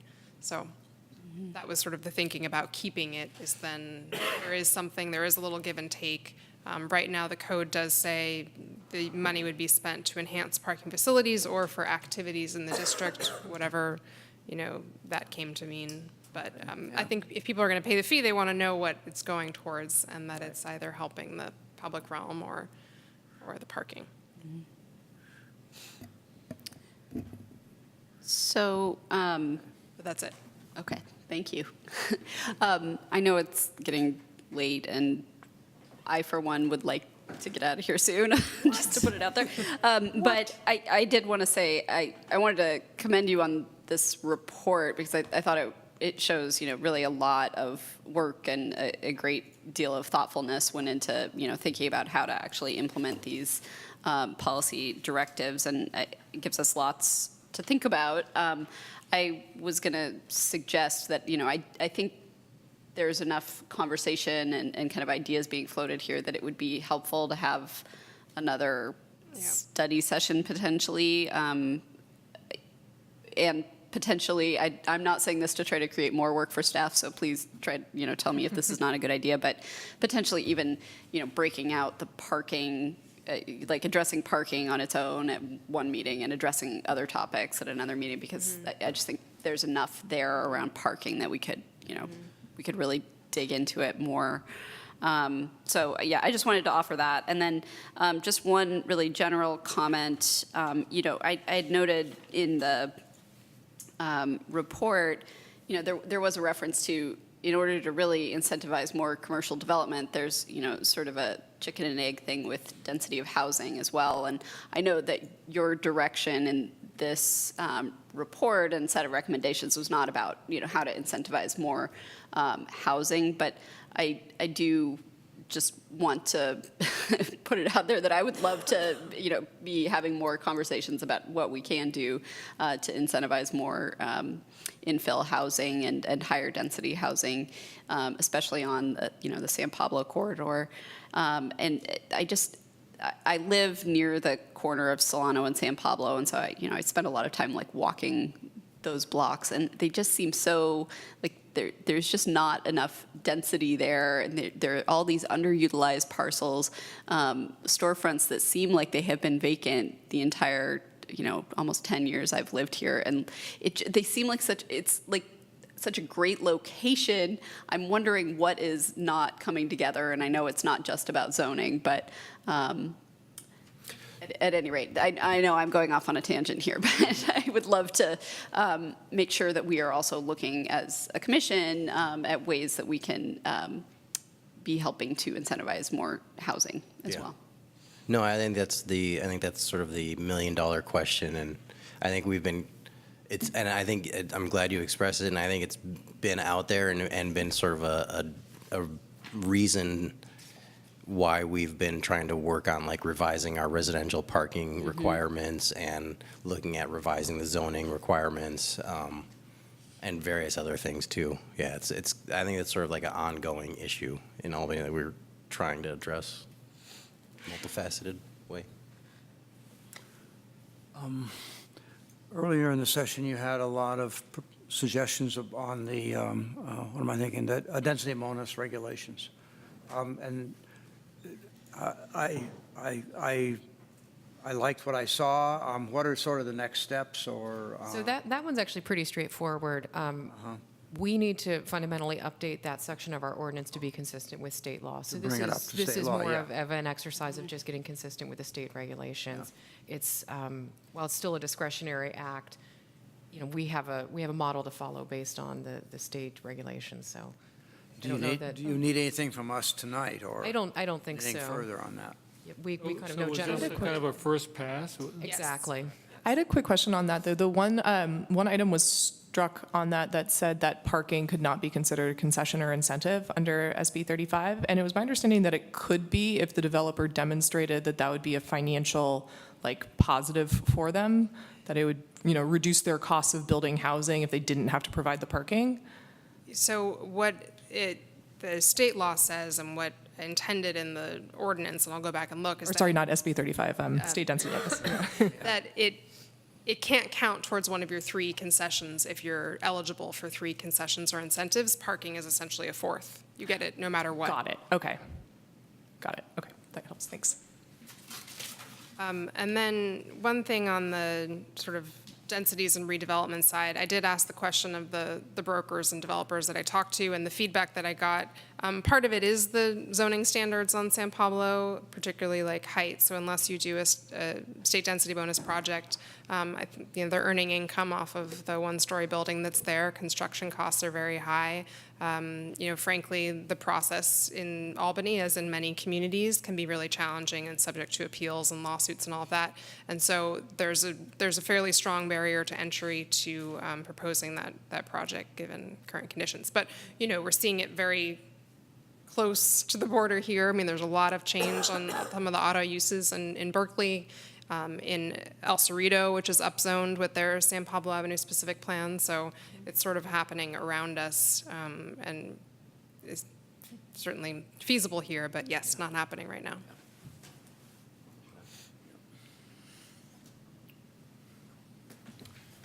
Thank you for the presentation. Yeah, thank you. Thanks, yeah, great. Comments? So there's no action for us to take on this? Nope.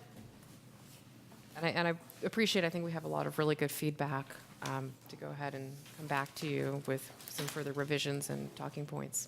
Cool. That pretty much is the end of our meeting then. No more announcements next Two meeting? things very briefly. Just a general reminder, if you haven't sent your Form 700s to Ann Sue, you can do that online. Is there one I can do on paper? Because I'm honestly more likely to do that. Yeah, absolutely. If you do one on paper and you can scan it or you can drop it off, that's totally fine. Online took like 2 minutes. Oh, it was the logging in that, sorry. I didn't know. I was like, I gave up after like resetting my password 6 times. And anyway. Paper ones. Mine's done. I did Oh, that. is it? Okay. I did 2. One Okay. at work and one for here.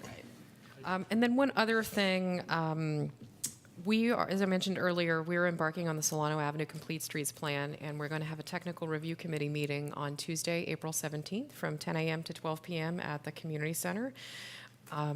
Would any commissioner like to volunteer? I know it's hard with What the. again? I think I'm out of town, so Yeah. I would be interested. I was on the selection panel, so, but for the consultant, but If it doesn't quite work, sure. that's. I don't have my calendar with me, but Yeah, I'm out of town. I'm sorry, and you said it was just, it's a public meeting for it? It's or a technical review committee meeting, so Oh, we will okay. have a representative from AC Transit, from Solano Avenue Merchants, an actual merchant on Solano, a resident who, provides an ADA accessibility perspective. It's more of an informational meeting. If it works out that, a commissioner, is not available, that's fine. And when is it?